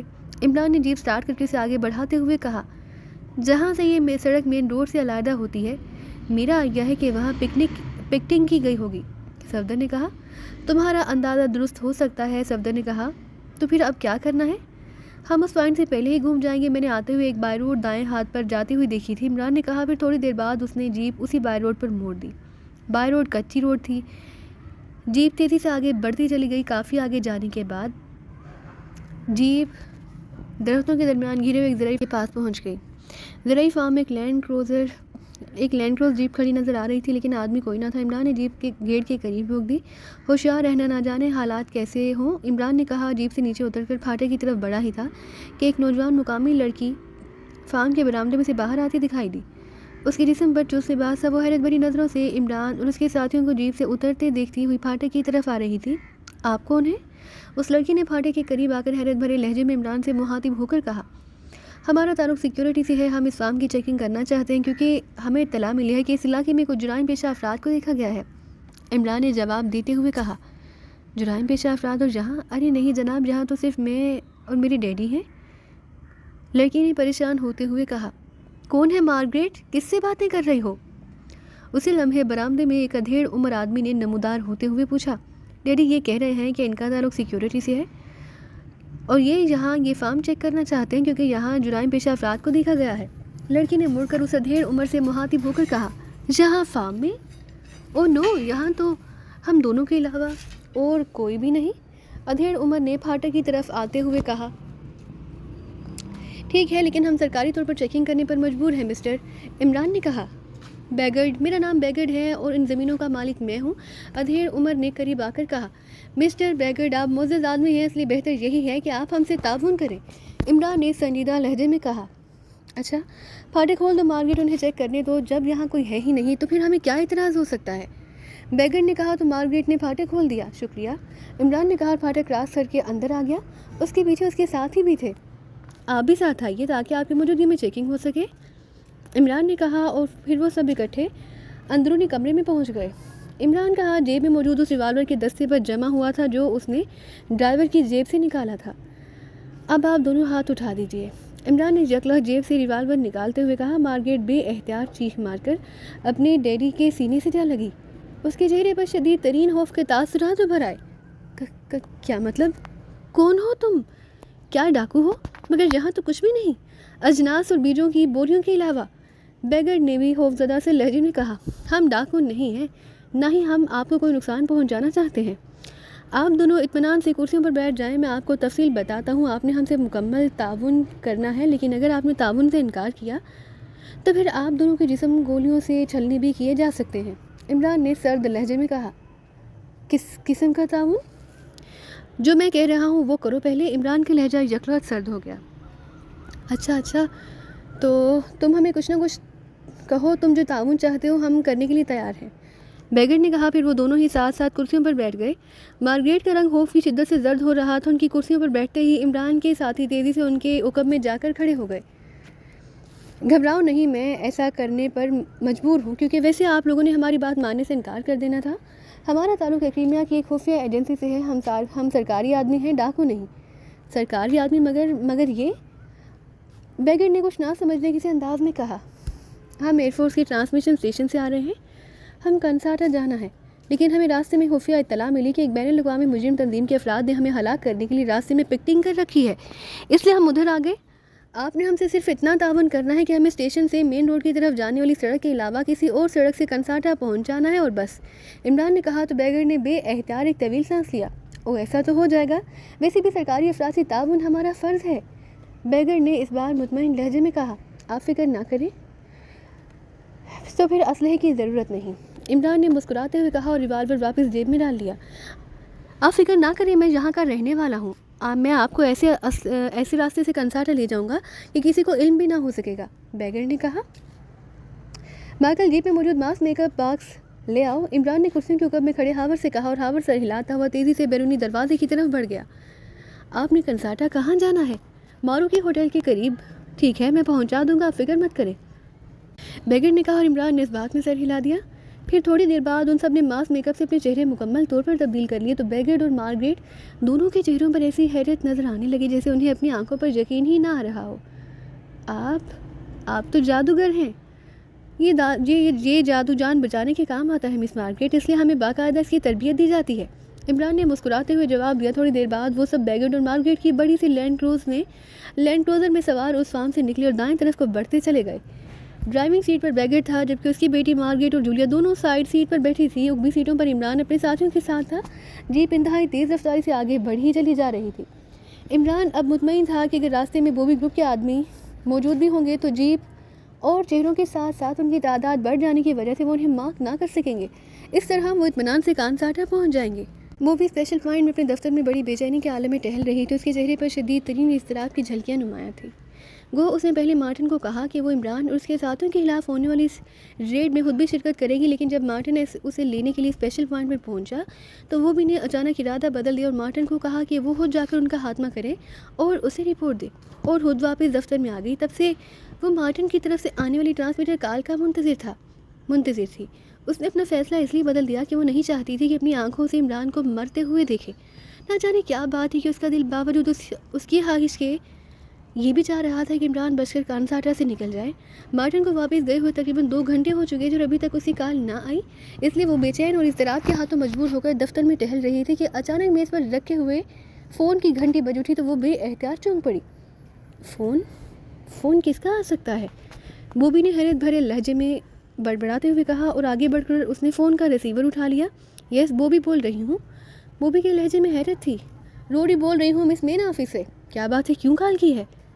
मारुति होटल के मैनेजर की कॉल आई है मिस, उससे कहना है कि कोई प्रिंस आपसे इंतहाई ज़रूरी बात करना चाहते हैं, इसलिए मजबूरन मैंने आपको हर मुमकिन अड्डे पर ट्रेस करने की कोशिश की है, लेकिन अब जहाँ डायल किया तो आपसे बात हो गई। दूसरी तरफ से रोडी की मादत वाहाना आवाज़ सुनाई दी, प्रिंस ये कौन है, बहरहाल बात कराओ। यस मिस, दूसरी तरफ से कहा गया। उसके साथ ही खामोशी तारी हो गई। हेलो प्रिंस बोल रहा हूँ मिस बॉबी। चंद लम्हों बाद एक मर्दाना आवाज़ सुनाई दी। लहजे से यूँ महसूस हो रहा था जैसे बोलने वाला मुस्कुरा कर बात कर रहा हो। कौन प्रिंस, बॉबी ने हैरत भरे लहजे में कहा, क्योंकि वो ये आवाज़ पहचानते ही ना थे। Prince charming Ali Imran.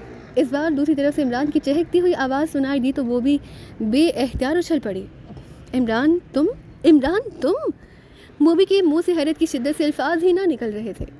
मुझे मालूम है मिस बॉबी कि तुम्हारे आदमी एयरफोर्स ट्रांसमीटर स्टेशन की तरफ जाने वाली सड़क पर मेरी वापसी का इंतज़ार कर रहे हैं और शायद तुम उनकी तरफ से मेरी मौत की रिपोर्ट का इंतज़ार कर रही हो।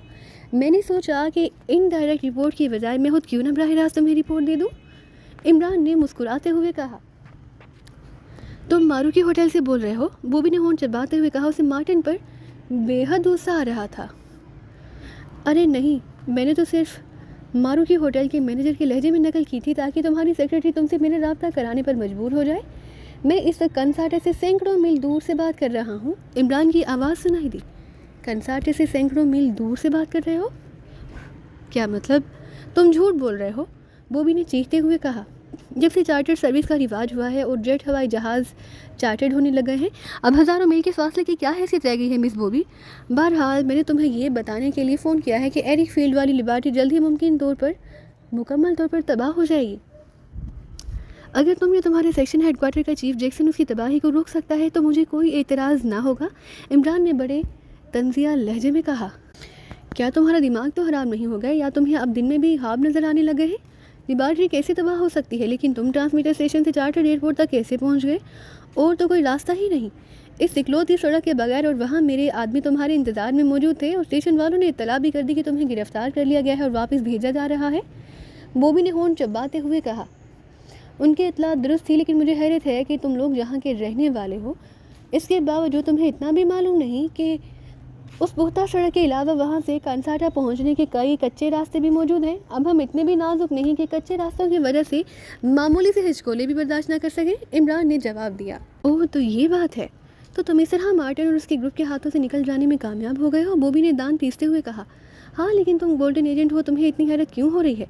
ये तो मामूली बातें होती हैं हम लोगों के लिए। मैं चाहता तो तुम्हारा ये सारा ग्रुप भी वहीं ख़त्म हो सकता था, लेकिन मैंने तुम्हें पहले ही बताया कि मैं तुम्हारे खिलाफ फ़िलहाल कोई कार्रवाई ना करूँगा, क्योंकि तुम साफ़ और सच्ची फितरत की मालिक हो और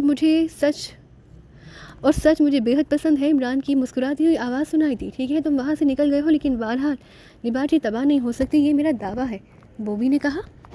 जब तुम्हें लिबर्टी तबाह होने की रिपोर्ट मिले तो फिर अपने उस दावा पर गौर कर लेना। मैंने तो सोचा था कि डॉक्टर आलम रज़ा को लेकर खामोशी से वापस चला जाऊंगा, लेकिन तुम्हारे ये जैक्सन साहब को शायद अपने सेक्शन पर ज़रूरत से ज़्यादा खुशफहमी है।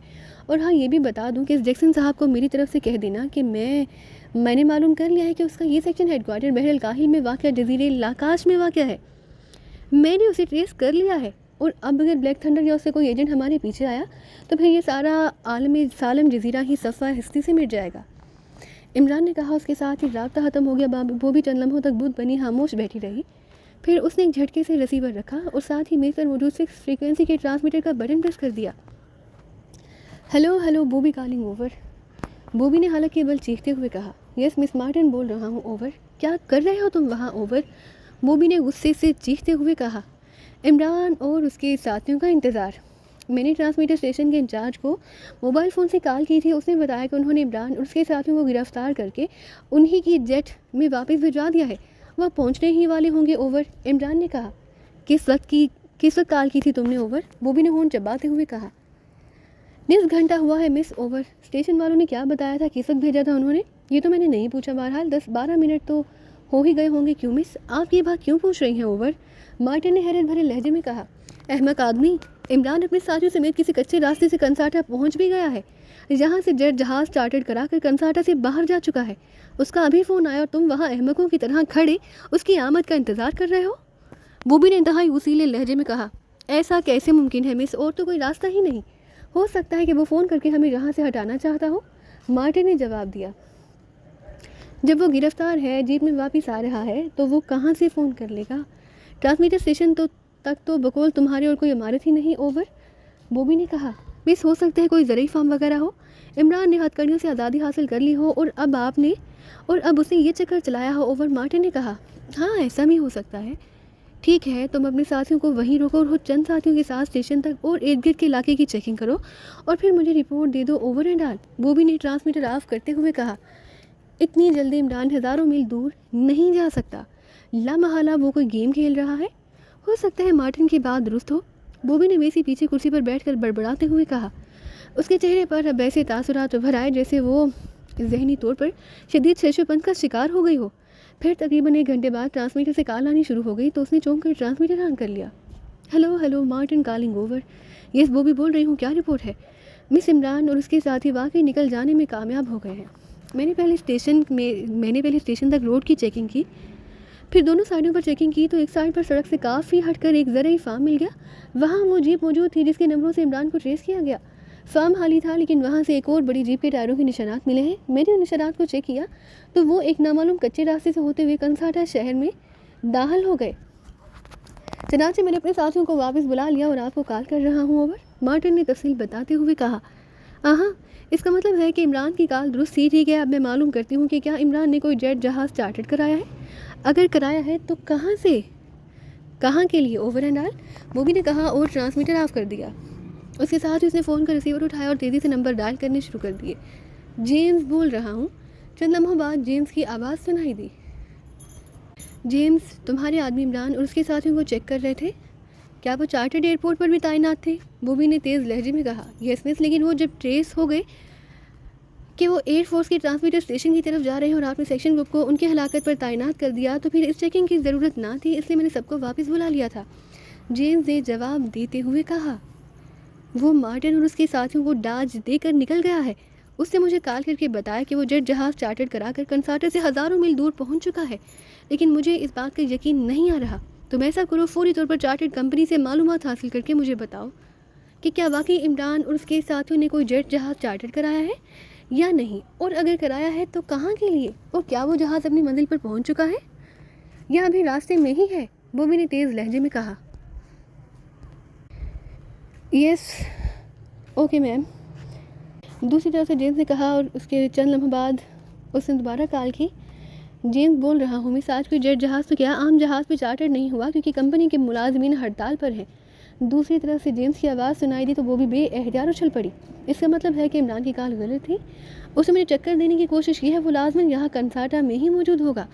تم فوراً اپنے آدمیوں کو دوبارہ الرٹ کر دو اور تمام ہوٹلوں کو بھی چیک کراؤ اور باہر جانے والے راستوں کی بھی نگرانی کراؤ.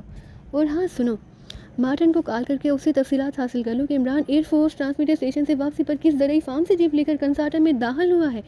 اس فارم کی تفصیلات حاصل کر کے کام آگے بڑھاؤ. وہ جیپ جس کا پہلے تم نے پتہ چلایا تھا، وہ جیپ اس نے اسی فارم میں چھوڑ دی ہے. بوبی نے تیز لہجے میں کہا. زرعی فارم؟ اس طرف ایک ہی زرعی فارم ہے مس، اور وہ ہے بیگڑ کا. اسی بیگڑ کا جس کا کنساٹا میں بار ہے. بیگڑ بار، اس کے علاوہ ادھر اور کسی کا زرعی فارم نہیں. اس بیگڑ کے پاس ایک بڑی لینڈ کروزر جیپ بھی ہے. جیمز نے جواب دیا. تم فوراً اس بیگڑ کو کور کرو، اس سے تمہیں معلومات مل جائیں گی. بوبی نے کہا. یس مس. تم اتنی آسانی سے بچ کر نہ جا سکو گے عمران، بوبی نے بڑبڑاتے ہوئے کہا. لیکن دوسرے لمحے کمرے میں تیز سیٹی کی آواز گونج اٹھی تو وہ بری طرح چونک پڑی. وہ جلدی سے کرسی سے اٹھی اور اس نے اگلی دیوار میں نصب ایک الماری کھولی اور اس میں موجود بڑا سا ٹرانسمیٹر باہر نکال لیا. سیٹی کی آواز اس بار ٹرانسمیٹر سے آ رہی تھی.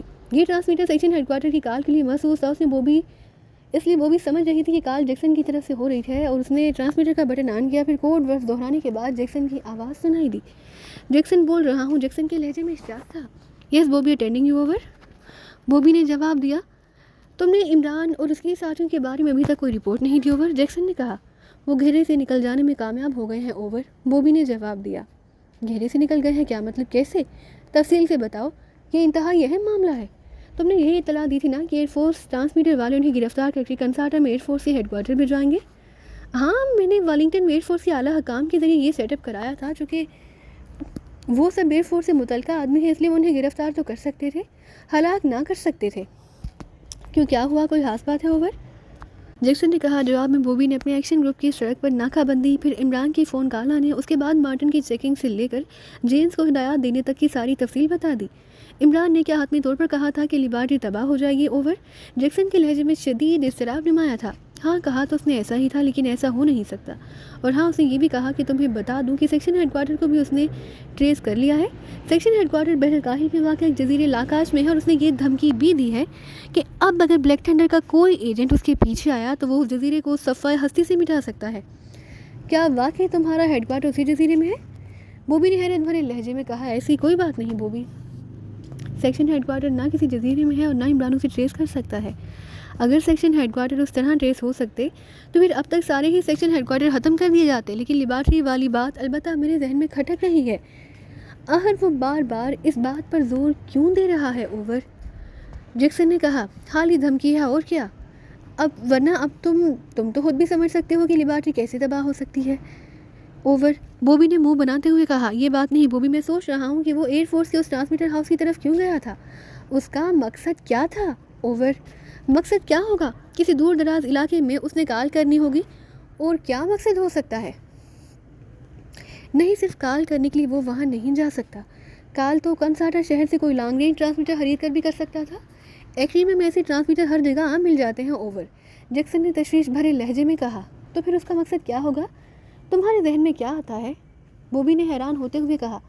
तुम्हारी पहली रिपोर्ट के मुताबिक वो लिबर्टी के अंदर गया था और उसने वहाँ TSO पर नर्स करने की बात की थी। वो बाद में उसकी ये बात जोनी की चेकिंग से गलत साबित हुई, लेकिन बहरहाल उसने वहाँ कोई ऐसा खेल ज़रूर खेला है जिसकी बिना पर वो बार बार दावा कर रहा है। बहरहाल मैं जोनी को कॉल करके मालूम करता हूँ, तुम उस इमरान और उसके साथियों को ट्रेस करके ख़त्म करने की हर मुमकिन कोशिश करो। पहले भी तुम्हारी नरमी की वजह से वो ये सारा खेल खेलने में कामयाब हुआ है। Over and all. दूसरी तरफ से जैक्सन ने तलह लहजे में कहा। उसके साथ ही राब्ता ख़त्म हो गया। बॉबी ने हाथ बढ़ाकर ट्रांसमीटर ऑफ कर दिया। उसी लम्हे फ़ोन की घंटी बज उठी तो उसने रिसीवर उठा लिया। Yes, Bobby speaking. जेम्स बोल रहा हूँ मिस। दूसरी तरफ से जेम्स की जोश भरी आवाज़ सुनाई दी। क्या रिपोर्ट है? मिस, इमरान और उसके साथियों का मैंने सुराग लगा लिया है। वो अब मारूकी होटल के मैनेजर राज की ज़ाती रिहाइश गाह में मौजूद है। दूसरी तरफ से कहा गया तो बॉबी बेएहतियात उछल पड़ी। कैसे मालूम हुआ, जल्दी बताओ। मिस, मैंने बैगर की बेटी मार्गरेट से रब्ता कायम किया। वो मेरी दोस्त है, उससे मुझे मालूम हो गया कि वो अपने बाप के साथ ज़रूरी फार्म में मौजूद थी कि ये लोग जीप में वहाँ पहुँचे। उन्होंने वहाँ अपने आप को एक्रीमा की सरकारी खुफिया एजेंसी के आदमी जाहिर किया, और फिर उन्होंने वहाँ मास्क मेकअप किया और बैगर और उसकी बेटी के साथ उनकी जीप में सवार होकर कच्चे रास्ते से कंसाटा शहर पहुँचे, जहाँ ये लोग मारूकी होटल के करीब उतर गए। इस इत्तला के बाद मैंने मारूकी होटल और उसके इर्द गिर्द इलाके से मालूमात हासिल की तो मुझे इत्तला मिली कि एक औरत और 5 मर्दों पर मुश्तमिल एक ग्रुप मारूकी होटल के मैनेजर राल्फ से मिला था, और राल्फ उनके साथ होटल से अपनी रिहाइश गाह पर गया। फिर उसकी वापसी नहीं हुई। मैंने उसकी रिहाइश गाह पर आदमी भेजे और सुपर एक्स डिक्टा फ़ोन अंदर पहुंचा दिया, तो मालूम हुआ वहाँ ये लोग मौजूद हैं और इनके हुलिये बिल्कुल मुख्तलिफ है। जो मैंने बैगर की बेटी मार्गरेट से मालूम किए थे, राल्फ भी वही है, लेकिन वो एक कमरे में अपने मुलाजमीन के साथ बेहोश पड़ा दिखाई दिया। ओह, तो ये बात है, तुम्हारे आदमी वहाँ मौजूद हैं? बॉबी ने चीख कर पूछा। यस मिस, वो उस कोठी की निगरानी कर रहे हैं, जेम्स ने जवाब दिया। कहाँ है ये कोठी, पूरी तफसील बताओ, बॉबी ने पूछा। राजर कॉलोनी, कोठी नंबर 12A ब्लॉक, जेम्स ने जवाब दिया। अपने आदमी को कह दो कि निगरानी करते रहें, मैं मार्टिन और उसके ग्रुप को लेकर वहाँ पहुँच रही हूँ, बॉबी ने तेज़ लहजे में कहा। और उसके साथ ही उसने हाथ मारकर पेडल दबाया और फिर तेज़ी से नंबर डायल करने शुरू कर दिए। Black eagle club. रब्ता कायम होते ही दूसरी तरफ से एक निशानी आवाज़ सुनाई दी। मार्टिन से बात कराओ, बॉबी बोल रही हूँ, बॉबी ने तेज़ लहजे में कहा। यस मिस, दूसरी तरफ से कहा गया। यस, मार्टिन बोल रहा हूँ। चंद लम्हों बाद मार्टिन की आवाज़ सुनाई दी तो बॉबी ने जेम्स की कॉल की तफसीलात बता दी। और फिर तो उस कोठी को मिसाइलों से उड़ाया जा सकता है, मार्टिन ने इश्तियाक आमेज़ लहजे में कहा। नहीं, अब अंधाधुंध इकदाम नहीं करना। हमने वहाँ पहले भी बेहोश कर देने वाली गैस की कैप्सूल फायर करने हैं और फिर अंदर जाकर उन्हें गोलियों से उड़ाना है। तुम अपने आदमी और ज़रूरी असलहा और सामान साथ लेकर वहाँ पहुँचो। मैं भी स्पेशल फंड से वहाँ पहुँच रही हूँ, बॉबी ने तेज़ लहजे में कहा। यस मिस, दूसरी तरफ से कहा गया और बॉबी ने रिसीवर केबल पर रखा और कुर्सी से उठकर तेज़ी से बैरूनी दरवाजे की तरफ बढ़ गई। अब मैं देखती हूँ इमरान कि तुम्हें मेरे हाथों से कौन बचाता है, बॉबी ने बड़बड़ाते हुए कहा। फिर दफ्तर नुमा कमरे में निकलकर वो तेज़ से कदम उठाती पोर्च की तरफ बढ़ती चली गई। इमरान बार बार क्लाई पर बंधी हुई घड़ी पर वक्त देख रहा था, जबकि उसके साथी खामोश बैठे थे। तुमने हाँ 4 घंटों का वक्त मास्टर कंप्यूटर को दे दिया, क्या कम वक्त ना दिया जा सकता था? साथ बैठे हुए तनवीर ने कहा। اتنا وقت دینا سائنسی مجبوری تھی تنویر، میں نے جان بوجھ کر اتنا وقت نہیں دیا، میرا بس چلتا تو میں کال کے دوران ہی لیبارٹری تباہ کرا دیتا۔ عمران نے مسکراتے ہوئے کہا، وہ تو کیا 4 گھنٹوں سے پہلے کام نہیں ہو سکتا تھا؟ تنویر نے چونک کر کہا، ہاں، ماسٹر کمپیوٹر کو جو ہدایات میں نے دی ہیں ان پر عمل کرنے کے لیے اس ساخت کے کمپیوٹر کو 4 گھنٹے لگ جاتے ہیں۔ عمران نے مختصر سا جواب دیا۔ لیکن پھر بوبی کو کال کرنے کی کیا ضرورت تھی؟ یہ بھی ضروری تھا تنویر، بوبی اور اس کے آدمی ظاہر ہے اتنے گھنٹوں تک وہاں ہمارے انتظار میں تو نہ کھڑے رہتے۔ انہیں لامحالہ علم ہو گیا ہوگا کہ ہم انہیں ڈاج دے کر نکل گئے ہیں، اور ایسی صورت میں انہوں نے ہمیں کنساٹا میں تلاش کرنا تھا۔ کنساٹا چھوٹا سا شہر ہے، وہ جلدی ہمارا پتہ چلا لیتے۔ لیکن عمران صاحب کی اس کال کے بعد وہ ایسا نہیں کریں گے کہ کال کے مطابق تو ہم کنساٹا میں موجود ہی نہیں، تو وہ تلاش کیوں کریں گے؟ اس بار صفدر نے جواب دیتے ہوئے کہا، لیکن اگر ایسے ہی بات تھی تو پھر ہمیں یہاں رکنے کی کیا ضرورت تھی؟ ہم یہاں سے نکل بھی تو سکتے تھے۔ تنویر نے کہا، یہاں رکنا بھی ضروری تھا کیونکہ لیبارٹری کی تباہی کو کنفرم کرنا ضروری ہے۔ عمران نے مسکراتے ہوئے کہا، اب کتنا وقت رہ گیا ہے 4 گھنٹے گزرنے میں؟ تنویر نے کہا، 20 گھنٹہ باقی ہے۔ لیکن آخر تمہیں اتنی بے چینی ہو کیوں رہی ہے؟ عمران نے مسکراتے ہوئے کہا، میں جہاں فارغ بیٹھے بیٹھے بور ہو گیا ہوں، مجھ سے اس طرح ہاتھ پر ہاتھ رکھ کے الوؤں کی طرح نہیں بیٹھا جا سکتا۔ تنویر نے برا سا منہ بناتے ہوئے کہا، اور سب اس کی بات سن کر بے احتیاط ہنس پڑے۔ تم پیر پر پیر رکھ کر بیٹھ جاؤ شیرنی کی طرح۔ عمران نے مسکراتے ہوئے کہا تو کمرہ زوردار کہکہوں سے گونج اٹھا، جبکہ تنویر کے چہرے پر بھی کھسیانی سی مسکراہٹ ابھر آئی۔ تم نے سیکشن ہیڈ کوارٹر کا محلے وقوع اس بوبی کو بتایا ہے؟ یہ تم نے کہاں سے معلوم کیا؟ میں کافی دیر سے اسی سوال کی توقع کر رہا تھا۔ میرا خیال تھا کہ صفدر یہ سوال پوچھے گا، لیکن شاید صفدر کا ذہن بوبی میں الجھا ہوا تھا۔ عمران نے مسکراتے ہوئے کہا تو صفدر بے احتیاط ہنس پڑا۔ ایسی بات نہیں عمران صاحب، میں نے اس لیے اس بارے میں کوئی بات نہ کی کیونکہ مجھے معلوم ہے کہ آپ نے صرف ڈاج دیا ہے، ورنہ ظاہر ہے آپ کو الہام تو نہیں ہو جاتا۔ صفدر نے کہا تو عمران ہنس پڑا۔ تمہارا مطلب ہے جولیا احمق ہے جو تمہاری طرح اتنی معمولی سی بات نہیں سمجھ سکی؟ عمران نے ہنستے ہوئے کہا، ارے یہ بات نہیں، میں بھلا مس جولیا کے بارے میں ایسی بات کیسے سوچ سکتا تھا؟ صفدر نے گھبرا کر کہا، تم خود ہی تو کہتے رہتے ہو کہ تم جب تک کنفرم نہ ہو جاؤ کسی سے ایسی بات نہیں کیا کرتے کہ تم نے ڈاج دینے کے لیے ایسا کیا ہے تو یہ کس قسم کا ڈاج ہے؟ اس سے کیا فائدہ ہوگا تمہیں یا بلیک تھنڈر کو؟ کیا نقصان ہوگا؟ جولیا نے بھنائے ہوئے لہجے میں کہا، میں نے کوئی ڈاج نہیں دیا، باقی اس جزیرے میں ہی سیکشن ہیڈ کوارٹر ہے۔ عمران نے کہا تو سب اس کی بات سن کر بے احتیاط چونک پڑے۔ آپ کو کیسے خود بخود معلوم ہو گیا؟ صفدر نے کہا، تم نے دیکھا تھا کہ جب بوبی جیکسن سے اس خاص قسم کے ٹرانسمیٹر سے بات کر رہی تھی تو میں اسے غور سے دیکھ رہا تھا۔ ایسے ٹرانسمیٹر ہاتھ ساخت کے ہوتے ہیں لیکن وہاں چیکنگ کا کوئی موقع نہ تھا، لیکن یہ چیکنگ میں نے ایئر فورس کے ٹرانسمیٹر ہاؤس سے کر لی۔ میں نے لیبارٹری کے ماسٹر کمپیوٹر سے بعد میں رابطہ کیا، پہلے میں نے ان حساسی لہروں کو چیک کیا اور اس ٹرانسمیٹر کے آپریشنل پینل میں نقشہ بھی موجود تھا۔ اس طرح مجھے معلوم ہو گیا کہ ان لہروں کا ٹارگٹ وہی جزیرہ ہی بنتا ہے۔ اس کے بعد میں نے ماسٹر کمپیوٹر سے رابطہ کیا۔ اس طرح میں نے بوبی کو جو کچھ بتایا وہ واقعی درست ہے۔ عمران نے مسکراتے ہوئے کہا، لیکن اسے بتانے کی کیا ضرورت تھی؟ تنویر نے چونک کر پوچھا۔ ضرورت تھی؟ تمہارا کیا خیال ہے لیبارٹری کی تباہی کے بعد یہ جیکسن خاموش ہو جاتا؟ لامحالہ اس نے اس کا انتقام لینے کے لیے پاکستان میں ایجنٹ اور گروپ بھیجنے تھے۔ میں نے یہ سب کچھ بتا کر اس کا راستہ روکا ہے۔ مجھے معلوم ہے کہ اب یہ جیکسن لیبارٹری کی تباہی کے بعد ہمارے پیچھے نہیں آئے گا، بلکہ وہ اپنے ہیڈ کوارٹر کو بھی صرف یہی رپورٹ دے گا کہ لیبارٹری کسی اندرونی نقص کی وجہ سے تباہ ہو گئی ہے، کیونکہ اسے بھی معلوم ہے کہ اگر اس نے ہمارے خلاف کوئی کام کیا اور ہمیں اس کے سیکشن ہیڈ کوارٹر کے محلے وقوع کا علم ہو گیا تو ہم جواب میں اس کی سیکشن ہیڈ کوارٹر کے خلاف کام شروع کر دیں گے۔ اور بلیک تھنڈر کا ہیڈ کوارٹر اس بارے میں بے حد حساس واقع ہوا ہے۔ وہ تو اپنے اس سپر ایجنٹ کو بھی خود ہی ہلاک کر دیتا جس کے بارے میں انہیں معمولی سا شبہ بھی ہو جائے کہ کارکردگی کے لحاظ سے وہ ہلکا پڑ گیا ہے۔ اس لیے جب ہیڈ کوارٹر کو معلوم ہو جائے گا کہ جیکسن کا ہیڈ کوارٹر ٹریس ہو گیا ہے تو پھر نہ وہ ہیڈ کوارٹر رہے گا اور نہ جیکسن۔ بلیک تھنڈر خود ہی سب کچھ آف کر دے گی اور یہ ساری باتیں جیکسن بھی اچھی طرح جانتا ہے، اس لیے اب وہ ہر بات پی جائے گا۔ عمران نے تفصیل بتاتے ہوئے کہا اور سب ساتھی نے اس بات میں سر ہلا دیا۔ اس کا مطلب ہے تم نے حفظ ماتقدم کے طور پر ایسا کیا؟ جولیا نے مسکراتے ہوئے کہا، میں نے تو حفظ ماتقدم کے طور پر اور بھی بہت کچھ کرنا چاہتا ہوں، لیکن تنویر ایسا کرنے دیتا نہیں۔ اب بھی دیکھو بیٹھا کہہ رہا ہے کہ یہ کیوں کیا، وہ کیوں کیا۔ عمران نے مسکراتے ہوئے کہا، اور کیا کرنا چاہتے ہو؟ کیا مطلب؟ میں سمجھا نہیں۔ میں نے تمہیں کب روکا ہے؟ تنویر نے حیرت بھرے لہجے میں کہا۔ وہ عمران کی بات کا مطلب نہ سمجھ سکا تھا۔ تو پھر اجازت ہے میں حفظ ماتقدم کے طور پر کسی نکاح ہوا کو بلوا لوں؟ وہاں پاکستان میں تو میں نے یہی دیکھا کہ جب کسی طرف سے رشتے میں جھگڑا پڑنے کا خدشہ ہو تو حفظ ماتقدم کے طور پر نکاح کروا دیا جاتا ہے، رخصتی بعد میں ہوتی رہتی ہے۔ عمران نے مسکراتے ہوئے اپنی بات کی کھل کر وضاحت کرتے ہوئے کہا، رخصتی اس دنیا سے ہوگی یہ سوچ لینا۔ تنویر نے بے احتیاط ہوتے ہوئے کہا اور کمرہ ایک بار پھر کہوں سے گونج اٹھا۔ شٹ اپ، جو منہ میں آتا ہے کہہ ڈالتے ہو، جولی نے یکلا تنویر کو ڈانٹتے ہوئے کہا۔ یہ بات آپ عمران سے کہیں، مجھے کیوں کہہ رہی ہیں؟ تنویر نے برا سا منہ بناتے ہوئے کہا۔ وہ تو احمق ہے، کم از کم تم تو ایسی بدشگونی والی بات منہ سے نہ نکالا کرو، جولیا نے کہا تو عمران سمیت سب ساتھی بے احتیاط مسکرا دیے۔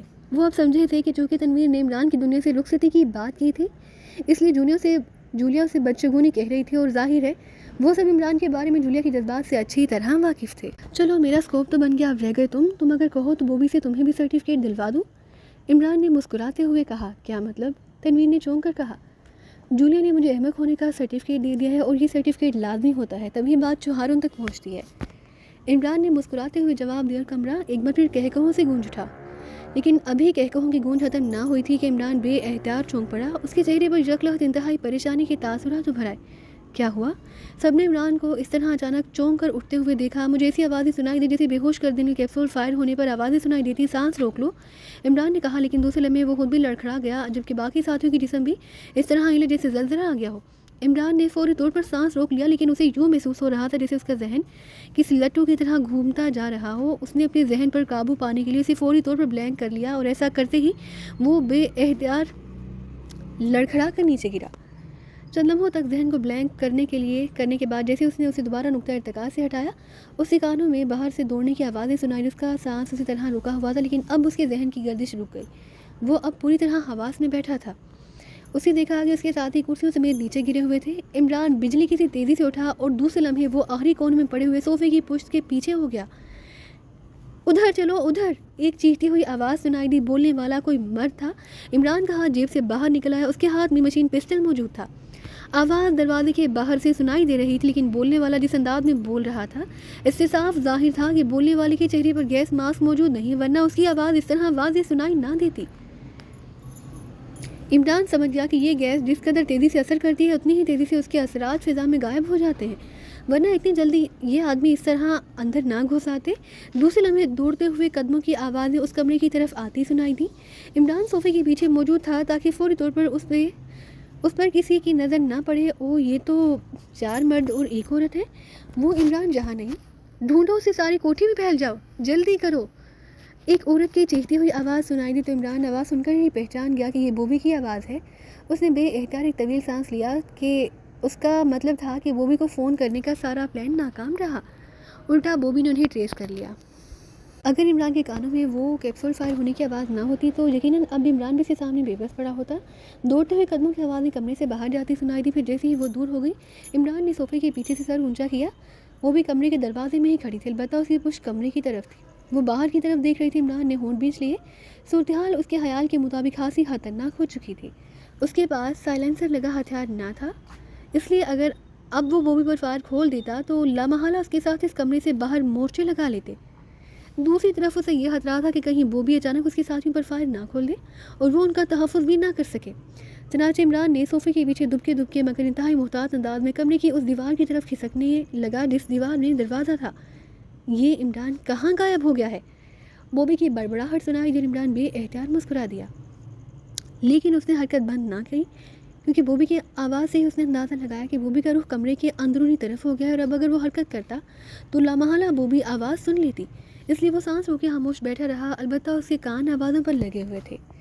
تھوڑی دیر بعد دوڑتے ہوئے قدموں کی آوازیں دوبارہ اس کمرے کی طرف آتی سنائی دی۔ مس، پوری کوٹھی میں رالف اور اس کے 2 ملازموں کے علاوہ اور کوئی نہیں، ایک مردانہ آواز سنائی دی۔ تو پھر یہ عمران کہاں غائب ہو گیا؟ حیرت ہے، ٹیلی ویو ڈکٹا فون پر تو یہ اس کمرے میں اپنے ساتھیوں کے ساتھ بیٹھا ہوا نظر آ رہا تھا، اور ہم بے ہوش کر دینے والی گیس فائر کرنے کے بعد فوری طور پر اندر بھی آ گئے ہیں۔ بوبی کی آواز میں حیرت تھی۔ خبردار اگر حرکت کی۔ اچانک عمران کو عین اپنے پہلو سے آواز سنائی دی، اس کے ساتھ ہی ایک مشین گن کی نال اس کی پسلیوں سے لگ گئی۔ اب اٹھ کر کھڑے ہو جاؤ عمران، ورنہ میرے آدمی تمہیں واقعی دوسرا سانس بھی نہ لینے دیں گے، بوبی نے کہا لگاتے ہوئے کہا، اور عمران بے احتیاط ایک طویل سانس لیتا ہوا اٹھ کھڑا ہوا، کیونکہ اب دوسری طرف بھی 2 مسلح آدمی کھڑے نظر آ رہے تھے۔ مجھے پہلے ہی تمہاری جہاں موجودگی کا احساس ہو گیا تھا عمران، لیکن اس وقت میں یہاں اکیلی تھی، اس لیے میں نے تم پر ظاہر نہیں کیا کہ میں نے صوفے کے پیچھے تمہارے کھسکنے کی آواز سن لی ہے۔ تم شاید دروازے کی طرف آ رہے تھے تاکہ اچانک مجھ پر حملہ کر سکو؟ بوبی نے مسکراتے ہوئے اپنی بات کا لطف لیتے ہوئے کہا۔ میں نے آج تک تو سنا تھا کہ عورتوں کے کان بلیوں سے بھی زیادہ تیز ہوتے ہیں، آج تجربہ بھی ہو گیا۔ میں نے بھی تم پر اس وقت حملہ اس لیے نہ کیا کہ تم اکیلی ہو۔ ہمارے مشرق میں اکیلی عورت کو دیکھ کر اس پر حملہ نہیں کیا جاتا بلکہ اس کا تحفظ کیا جاتا ہے، عمران نے مسکراتے ہوئے کہا۔ اس کے ساتھ ہی اس نے اپنے ہاتھ میں موجود مشین پسٹل سامنے صوفے کے گدے پر پھینک دیا۔ مجھے افسوس ہے علی عمران، گو میں نہیں چاہتی تھی کہ تمہیں ہلاک کر دوں، لیکن اب ریجنل ہیڈ کوارٹر کے حکم کی وجہ سے مجبور ہوں۔ مجھے امید ہے تمہاری روح میری اس مجبوری پر مجھے معاف کر دے گی۔ بوبی نے جو بھی دروازے کے سامنے کھڑی تھی بڑے مطمئن سے لہجے میں بات کرتے ہوئے کہا۔ ضرور معاف کر دے گی، ہم مردوں کی یہی تو مجبوری ہے کہ زندگی میں تو کیا مرنے کے بعد بھی ہماری روحیں عورتوں کا کچھ نہیں بگاڑ سکتی۔ تم اپنے ریجنل ہیڈ کوارٹر کی وجہ سے مجبور ہو، لیکن میں مرد ہونے کی وجہ سے مجبور ہوں، عمران نے اسی طرح مسکراتے ہوئے کہا۔ فائر! یکلخت بوبی نے چیختے ہوئے کہا، اور اسی لمحے عمران کے دونوں اطراف میں کھڑے دونوں مشین گن برداروں نے ایک لمحہ ضائع کیے بغیر مشین گنوں کے ٹریگر دبا دیے، لیکن عمران اس سچویشن کے لیے پہلے ہی ذہنی طور پر تیار تھا۔ بوبی کے منہ سے جیسے ہی فائر کا لفظ نکلا، عمران نے بجلی کی سی تیزی سے الٹی کلا بازی کھائی اور دوسرے لمحے وہ ٹھیک بوبی کے پہلو میں کھڑا نظر آیا، اور صوفے کے گدے پر موجود مشین پسٹل اب بھی اس کے ہاتھوں میں موجود تھا۔ الٹی کلا بازی کھاتے ہوئے اس نے بڑی آسانی سے مشین پسٹل جھپٹ لیا۔ عمران کے اچانک درمیان سے ہٹ جانے کی وجہ سے اس کے دونوں اطراف میں موجود مشین گن برادر ایک دوسرے کی گولیوں کا شکار ہو گئے اور کمرہ مشین گن کی فائرنگ کے ساتھ ساتھ انسانی چیخوں سے بھی گونج اٹھا، لیکن جیسے ہی عمران کی قدم زمین پر لگے اچانک اس کے ہاتھ پر ضرب لگی اور مشین پسٹل اس کے ہاتھوں سے نکل کر دور جا گرا، لیکن اسی لمحے عمران یکلخت فضا میں اچھلا اور دوسرے لمحے بوبی چیختی ہوئی کسی گیند کی طرح اچھل کر کمرے کے ایک کونے میں جا گری۔ اس کے ہاتھ میں موجود ریوالور کی گولی عمران کے پیٹ میں سے رگڑ کھا کر نکل گئی۔ عمران نے ایک بار پھر کلا بازی کھاتے ہوئے بوبی کی ٹھوڑی کے نیچے دونوں پیروں کی ضرب لگائی تھی، جس کی وجہ سے بوبی اچھل کر کونے میں جا گرے، لیکن عمران کلا بازی کھا کر بجائے واپس وہیں آنے کے گھوم کر کمرے کے کھلے دروازے سے باہر جا گرا، اور اس طرح گولیوں کی وہ بوچھاڑ جو دو اطراف سے اس پر ہو رہی تھی کمرے میں موجود بوبی کے ایک اور ساتھی کو چاٹ گئی اور وہ چیختا ہوا نیچے گرا تھا۔ اس کے ساتھیوں کو اڑا دو! عمران کے قدم جیسے ہی کمرے سے باہر راہداری کے فرش سے لگے اس کے کانوں میں بوبی کی چیختی ہوئی آواز سنائی دی تو عمران کا جسم ایک بار پھر پھرکی کی طرح گھوما اور دوسرے لمحے بوبی کا ایک ساتھی اڑتا ہوا اپنے دوسرے ساتھیوں پر جا گرا۔ اس کے ساتھ ہی کمرہ مشین گنوں کی ریٹ اور انسانی چیخوں سے گونج اٹھا۔ عمران کے چہرے پر یکلخت انتہائی وحشت کے تاثرات ابھر آئے۔ وہ آدمی جو عمران کے ہاتھ لگا عمران کو اچانک کمرے سے باہر چھلانگ لگاتے دیکھ کر تیزی سے دروازے کی طرف بڑھ رہا تھا، اور عمران نے نہ صرف اسے اچھال دیا بلکہ اس کے ہاتھ میں پکڑی ہوئی مشین گن بھی جھپٹ لی، اور پھر کمرہ پلک جھپکنے میں مذبح خانے میں تبدیل ہو گیا۔ بوبی البتہ اچھل کر صوفے کے پیچھے ہو گئی۔ عمران نے فائر کھولا ہی تھا کہ اچانک صوفے کی کرسی فضا میں اٹھتے ہوئی عمران کی طرف آئی، لیکن عمران نے بجلی کی سی تیزی سے چھلانگ لگائی اور صوفے کی کرسی ایک دھماکے سے کمرے کے دوسرے کونے میں جا گری۔ اب اٹھ کر کھڑی ہو جاؤ، عمران نے گراتے ہوئے کہا۔ اس کی مشین گن کا رخ سامنے موجود بوبی کی طرف تھا جو صوفے کی کرسی اچھال کر تیزی سے دوسرے صوفے کے عقب میں جا چھپی، اور دوسرے لمحے بوبی ایک جھٹکے سے کھڑی ہو گئی۔ ٹھیک ہے، میں ہاری، تم جیت گئے، بوبی نے ایسے لہجے میں کہا جیسے کمرے میں قتل و غارت کے بجائے کوئی دلچسپ کھیل کھیلا جا رہا ہو۔ تم نے میرے ساتھیوں پر فائر کھولنے کے لیے کیوں کہا تھا جبکہ تمہیں معلوم ہے کہ وہ بے ہوش پڑے ہیں؟ عمران نے اسی طرح غراتے ہوئے کہا۔ دشمن ہی ہوتے ہیں چاہے ہوش میں ہو یا بے ہوش، بوبی نے اسی طرح مطمئن لہجے میں جواب دیتے ہوئے کہا۔ نہیں، کسی بے ہوش اور بے بس آدمی پر اس طرح فائر کھولنا بزدلی ہے جو مجھے قطعی پسند نہیں، عمران نے انتہائی سرد لہجے میں کہا۔ تمہارا نقطۂ نظر اپنا ہے، درست ہوگا، لیکن میں اس کی قائل نہیں ہوں، بوبی نے جواب دیتے ہوئے کہا۔ دیوار کی طرف منہ کر لو ورنہ میں اپنا نقطۂ نظر بدل بھی سکتا ہوں، عمران نے سرد لہجے میں کہا۔ بدل لو، جب میں نے کہہ دیا کہ میں ہار گئی ہوں اور تم جیت گئے ہو تو پھر تم جو چاہو کر سکتے ہو، مجھے اعتراض کرنے کا کوئی حق نہیں، بوبی نے اسی طرح مطمئن لہجے میں کہا، اور گھوم کر اس نے اپنا رخ دیوار کی طرف کر دیا۔ عمران بڑے محتاط انداز میں آگے بڑھنے ہی لگا تھا کہ اس نے باہر سے کسی کے قدموں کی ہلکی سی آواز سنی اور عمران نے یکلخت جمپ لگایا۔ دوسرے لمحے بوبی چیختی اس کے سینے سے لگی کھڑی تھی۔ عمران کا ایک بازو اس کی گردن کے گرد جمع ہوا تھا۔ خبردار، اگر کسی نے فائر کیا تو میں بوبی کی گردن توڑ دوں گا، ہتھیار پھینک کر اندر آ جاؤ ورنہ، عمران نے چیختے ہوئے کہا، اور ساتھ ہی اس نے بازو کو زور سے جھٹکا دیا اور بوبی کے الگ سے چیخ نکل گئی۔ مت مارو اسے، ہم آ رہے ہیں، دروازے کے باہر سے چیختی ہوئی آواز سنائی دی اور دو آدمی ہاتھ اٹھائے اندر داخل ہو گئے۔ دیوار کی طرف منہ کر کے کھڑے ہو جاؤ، عمران نے سرد لہجے میں کہا، اور وہ دونوں گھومتے گھومتے یکلخت بجلی کی سی تیزی سے پلٹے، لیکن اسی لمحے ریٹ کی تیز آوازوں کے ساتھ ہی وہ دونوں چیختے ہوئے اچھل کر نیچے گرے اور تڑپنے لگے، جبکہ ان کی طرف سے چلائی جانے والی گولیاں عمران کے سر کے اوپر سے ہوتی ہوئی اگبی دیوار سے جا ٹکرائیں۔ ان دونوں نے اچانک پلٹ کر ہتھیلیوں میں چھپے ہوئے چھوٹے مشین پسٹل سے عمران پر فائر کھول دیا تھا۔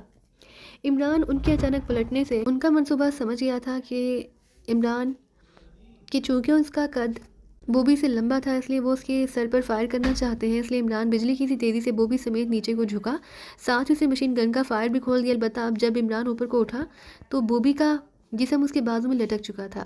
اچانک زوردار جھٹکا لگنے سے اس کا گلا دب گیا اور وہ بے ہوش ہو چکی تھی۔ عمران نے اسے ایک طرف دھکیلا، پھر دوڑ کر وہ مشین گن سمیت کمرے کے دروازے سے باہر نکل گیا۔ اب اسے خیال آیا کہ بوبی کیوں اس طرح اطمینان بھرے انداز میں باتیں کر رہی تھی۔ اس نے ٹیلی ویو ڈکٹا فون کی طرف بات کی تھی، اس کا مطلب تھا کہ باہر اس کے آدمی موجود ہیں جو یہ سارا منظر ٹیلی ویو ڈکٹا فون پر باہر دیکھ رہے ہوں گے، ان کے درمیان ہونے والی باتیں بھی سن رہے ہوں گے، اس لیے وہ ان کی آمد کی منتظر تھی۔ اور وہ آئے بھی صحیح، یہ اور بات ہے کہ عمران کے کانوں میں ان کے انتہائی محتاط قدموں کی آوازیں پھر بھی پہنچ گئیں۔ گو انہوں نے اپنے طور پر پھر بھی عمران پر فائر کر دیا تھا، لیکن ان کا منصوبہ کامیاب نہ ہو سکا۔ عمران تیزی سے آگے بڑھتا ہوا برآمدے کے قریب پہنچا ہی تھا کہ اچانک ایک دھماکہ ہوا اور عمران کو یوں محسوس ہوا جیسے کوئی گرم سلاخ اس کے پہلو میں اترتی چلی گئی ہو۔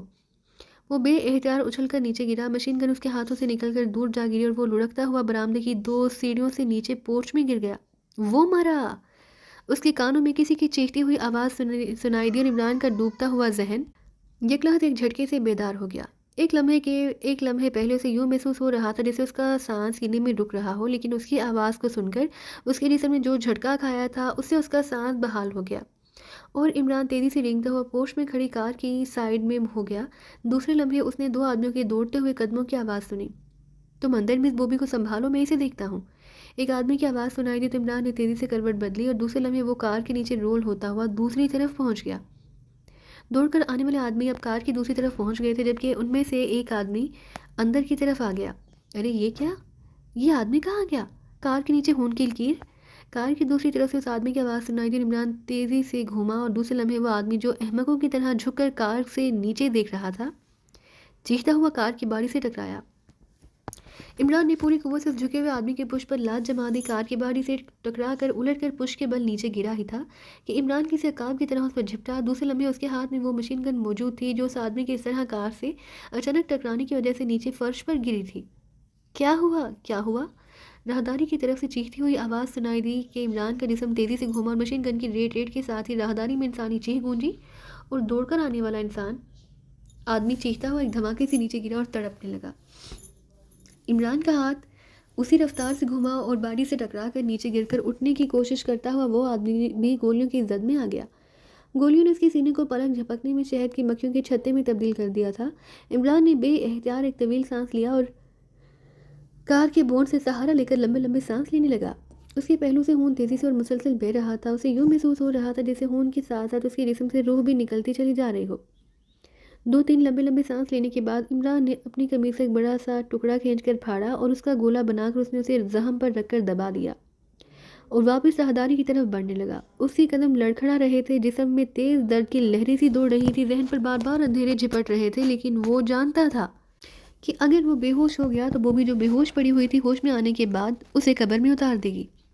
اس گھر کی تلاشی لیتے ہوئے اس نے ایک کمرے میں فرسٹ ایڈ باکس رکھا ہوا دیکھا، اس لیے اس کے قدم اس کمرے کی طرف بڑھے چلے جا رہے تھے۔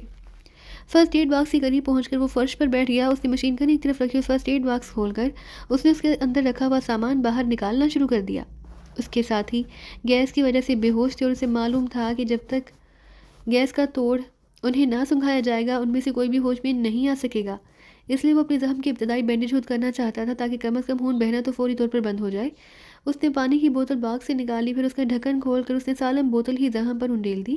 پانی پڑنے سے اس کے جسم میں ایک لمحے کے لیے عجیب سی تسکین کی لہر سی دوڑتی چلی گئی اور خون بہنا بھی تقریباً بند ہو گیا تھا۔ اس نے باکس میں سے کپاس نکال کر اسے ایک دوا میں تر کیا، کپاس کو زخم پر رکھا، پھر بینڈیج کرنے شروع کر دی۔ جسم میں دوڑنے والی تیز درد کی لہریں اب کافی حد تک کم ہو گئی تھی، لیکن اس کے باوجود اس کے ذہن پر اندھیرے اسی طرح جھپٹ رہے تھے، بلکہ ان میں لمحہ بہ لمحہ اضافہ ہوتا جا رہا تھا۔ عمران اس کی وجہ بھی سمجھ رہا تھا کہ گولی ابھی تک اس کے جسم کے اندر تھی اور ظاہر ہے گولی کا زہر اب خون میں شامل ہونے لگ گیا تھا۔ اسے فوری طور پر آپریشن کی ضرورت تھی، لیکن ان حالات میں ظاہر ہے آپریشن کا تو سوچا بھی نہ جا سکتا تھا۔ وہ چاہتا تھا کہ بینڈیج کر کے وہ واپس اسی کمرے میں جائے اور بوبی کے ساتھیوں کی تلاشی لے کر ان میں سے جس کے پاس بھی گیس کا توڑ موجود ہو اس سے اپنے کسی ساتھی کو ہوش میں لے آئے، اس کے بعد ہی کچھ ہو سکتا تھا۔ چنانچہ وہ بینڈیج میں مصروف رہا۔ بینڈیج مکمل کرنے کے بعد وہ اٹھا، مگر جیسے ہی وہ اٹھ کر کھڑا ہوا اسے یوں محسوس ہوا جیسے اس کا ذہن کسی کیمرے کے شٹر کی طرح یکلخت گیا ہو۔ اس نے بار بار اپنے سر کو جھٹکے دے کر اس تاریکی کو ہٹانے کی کوشش کی، پھر آہستہ آہستہ اس کی ذہن پر چھائی ہوئی تاریکی ہٹتی چلی گئی۔ لیکن دوسرے لمحے جب اس کی آنکھوں میں شعور کی چمک ابھری، وہ بے احتیاط چونک کر اٹھنے لگا، لیکن اس کے جسم نے حرکت کرنے سے انکار کر دیا۔ اس کے ساتھ ہی اس کی آنکھیں حقیقی حیرت کی شدت سے پھٹ کر دونوں کانوں تک جا پہنچی۔ اس کے ذہن میں بے احتیاط دھماکے سے ہونے لگے، کیونکہ اس نے دیکھا کہ وہ کوٹھی کے اس کمرے کے فرش پر، جہاں وہ بے ہوش ہونے لگا تھا، موجود ہونے کی بجائے کسی ہسپتال کے کمرے میں بیڈ پر لیٹا ہوا تھا۔ اس کے جسم پر سرخ کمبل تھا، البتہ اس کے دونوں ہاتھ اور جسم کو بیڈ سے کلپ کر دیا گیا تھا۔ ایک طرف گلوکوز کی بوتل بھی لگی ہوئی تھی۔ یہ کیا ہوا؟ کیسے ہوا؟ عمران کے منہ سے بے احتیاط نکلا ہی تھا کہ کمرے کا دروازہ کھلا اور ایک نوجوان نرس اندر داخل ہوئی۔ ارے آپ کو ہوش آ گیا، ویری گڈ، اس نرس نے انتہائی مسرت بھرے لہجے میں کہا۔ پھر اس سے پہلے کہ عمران اسے کوئی سوال کرتا، وہ بجلی کی سی تیزی سے مڑی کمرے سے باہر نکل گئی۔ یا اللہ، یہ کیا اسرار ہے؟ عمران نے بے احتیاط ایک طویل سانس لیتے ہوئے کہا، لیکن چند لمحوں بعد دروازہ کھلا۔ اس کے ساتھ ہی عمران کے چہرے پر موجود حیرت کے تاثرات میں اضافہ ہوتا چلا گیا، کیونکہ کمرے میں داخل ہونے والی بوبی تھی۔ تمہیں ہوش آ گیا عمران؟ مبارک ہو۔ میں تو سخت پریشان ہو رہی تھی، کیونکہ ڈاکٹروں کا کہنا تھا کہ تمہارے خون میں کافی زہر شامل ہو چکا ہے، اس لیے کچھ بھی ہو سکتا ہے۔ بوبی نے قریب آ کر بڑے مسرت بھرے لہجے میں کہا، تم ہوش کی بات کر رہی ہو؟ میرا خیال ہے کہ میں حیرت کی شدت سے ایک بار نہیں 10 بار بے ہوش ہو چکا ہوں۔ عمران نے حیرت بھرے لہجے میں کہا تو بوبی بے احتیاط کہا مار کر ہنس پڑی۔ میں نے تمہیں کہا نہیں تھا کہ میں ہاری تم جیتے، اور دیکھو تم واقعی جیت چکے ہو۔ بوبی نے کرسی گھسیٹ کر ساتھ بیٹھتے ہوئے کہا، میرے ساتھیوں کا کیا ہوا؟ کیا کہیں وہ تو ہار نہیں چکے؟ عمران نے جکلات انتہائی تشویش بھرے لہجے میں کہا، نرس جا کر عمران صاحب کی ساتھیوں کو اطلاع دے دو کہ عمران صاحب ہوش میں آ چکے ہیں، وہ واقعی ان کے لیے مجھ سے زیادہ پریشان تھے۔ بوبی نے ساتھ کھڑی ہوئی نرس سے کہا، اور نرس سر ہلاتی ہوئی تیزی سے مڑ کر دروازے کی طرف بڑھ گئی۔ آخر اس کایا پلٹ کی کوئی وجہ تو ہوگی، تم تو دشمن کو دشمن ہی سمجھتی تھی۔ عمران نے ساتھیوں کی طرف سے مطمئن ہوتے ہوئے مسکرا کر کہا، ہاں لیکن تمہاری ایک بات نے مجھے اپنا نقطہ نظر بدلنے پر مجبور کر دیا تھا۔ تم نے کہا تھا نا کہ دشمن اگر بے بس اور بے ہوش ہو تو اسے مارنا بزدلی ہے۔ اس وقت تو میں نے تمہاری بات کی نفی کی تھی، لیکن حقیقت یہی ہے کہ تمہاری اس بات نے مجھے واقعی بے حد شرمندہ کیا۔ بہرحال تم نے جھٹکا دے کر مجھے بے ہوش کر دیا۔ جب مجھے ہوش آیا تو میں اس کمرے میں پڑی تھی جس میں تمہارے ساتھی بے ہوش اور میرے ساتھی ہلاک ہوئے موجود تھے۔ وہاں مشین گنیں بھی تھی اور مشین پسٹل بھی۔ میں نے ایک مشین گن اٹھائی اور باہر آ گئی۔ راہداری میں میرا آدمی جیمز ہلاک ہوا پڑا تھا، باہر پورش میں کار کے ساتھ اس کے ایک ساتھی کی لاش پڑی تھی، لیکن تم غائب تھے۔ لیکن خون کی لکیروں اور دھبوں نے میری اس کمرے تک رہنمائی کر دی جس میں تم گئے تھے۔ جب میں اس کمرے میں پہنچی تو تم فرش پر بے ہوش اور بے بس پڑے تھے۔ میں نے مشین گن سیدھی کی، لیکن اس لمحے میرے ذہن میں تمہارا وہی بزدلی والا فکرہ گونج گیا، اور میں نے تمہیں اور تمہارے ساتھیوں کو فوری طور پر ہلاک کرنے کا فیصلہ بدل دیا۔ میں تمہیں اور تمہارے ساتھیوں کو ہوش میں لا کر اور پورا موقع دے کر ہلاک کرنا چاہتی تھی، چنانچہ میں نے وہاں موجود فون کی مدد سے اپنے آدمی بلوائے، تمہارے ساتھیوں کو بے ہوشی کے عالم میں ہی ہتھکڑیاں لگوا کر اپنے ایک خاص اڈے میں بھجوا دیا، اور تمہیں ہوش میں لے آنے کی کوشش کرنے لگی، لیکن تمہاری حالت لمحہ با لمحہ بگڑتی چلی جا رہی تھی۔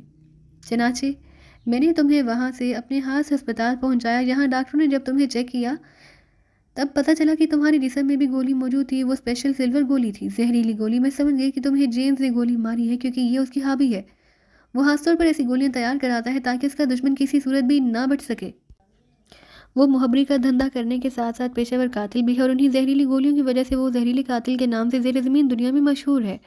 بہرحال ڈاکٹر نے تمہارا آپریشن کیا، تمہارے خون میں زہر کی کافی مقدار شامل ہو گئی تھی، اس لیے آپریشن کے باوجود انہوں نے اس بات کا خدشہ ظاہر کیا کہ شاید تمہیں ہوش نہ آئے، اور آج تمہیں چوتھے روز ہوش آیا ہے۔ بوبی نے تفصیل بتاتے ہوئے کہا، چوتھے روز؟ ارے اس قدر لمبا عرصہ میں تو ایسے محسوس کر رہا تھا جیسے چند لمحوں بعد ہی مجھے ہوش آ گیا ہو۔ عمران نے حیرت بھرے لہجے میں کہا، اگر چند لمحوں بعد تمہیں ہوش آ جاتا تو شاید اب تک تم قبر میں اتر چکے ہوتے، لیکن تمہاری اس طویل بے ہوشی نے تمہیں بچا لیا ہے، کیونکہ اس دوران سارے حالات ہی بدل گئے۔ بوبی نے مسکراتے ہوئے کہا، حالات بدل گئے؟ کیا مطلب؟ عمران نے حیران ہو کر کہا، ہاں تمہارے کہنے کے مطابق ایرک فیلڈ والی لیبارٹری پر واقعی خوفناک دھماکوں سے خود بخود تباہ ہو گئی۔ جب اس کی تباہی کی اطلاع ملی تو مجھے یقین نہ آیا۔ میں خود ایرک فیلڈ گئی، اور پھر میں نے جب اپنی آنکھوں سے دیکھا تب مجھے یقین آیا۔ میں نے سیکشن ہیڈ کوارٹر کے چیف جیکسن کو کال کر کے جب یہ خبر سنائی تو وہ سکتے میں آ گیا۔ میں نے اسے بتا دیا کہ تم اپنے ساتھیوں سمیت میرے قبضے میں ہو، تو اس نے فوری طور پر تمہیں ہلاک کرنے کا حکم دے دیا۔ لیکن میں نے اسے صاف بتا دیا کہ جب تک تم ہوش میں نہیں آؤ گے تمہیں ہلاک نہیں کروں گی کیونکہ یہ بزدلی ہے.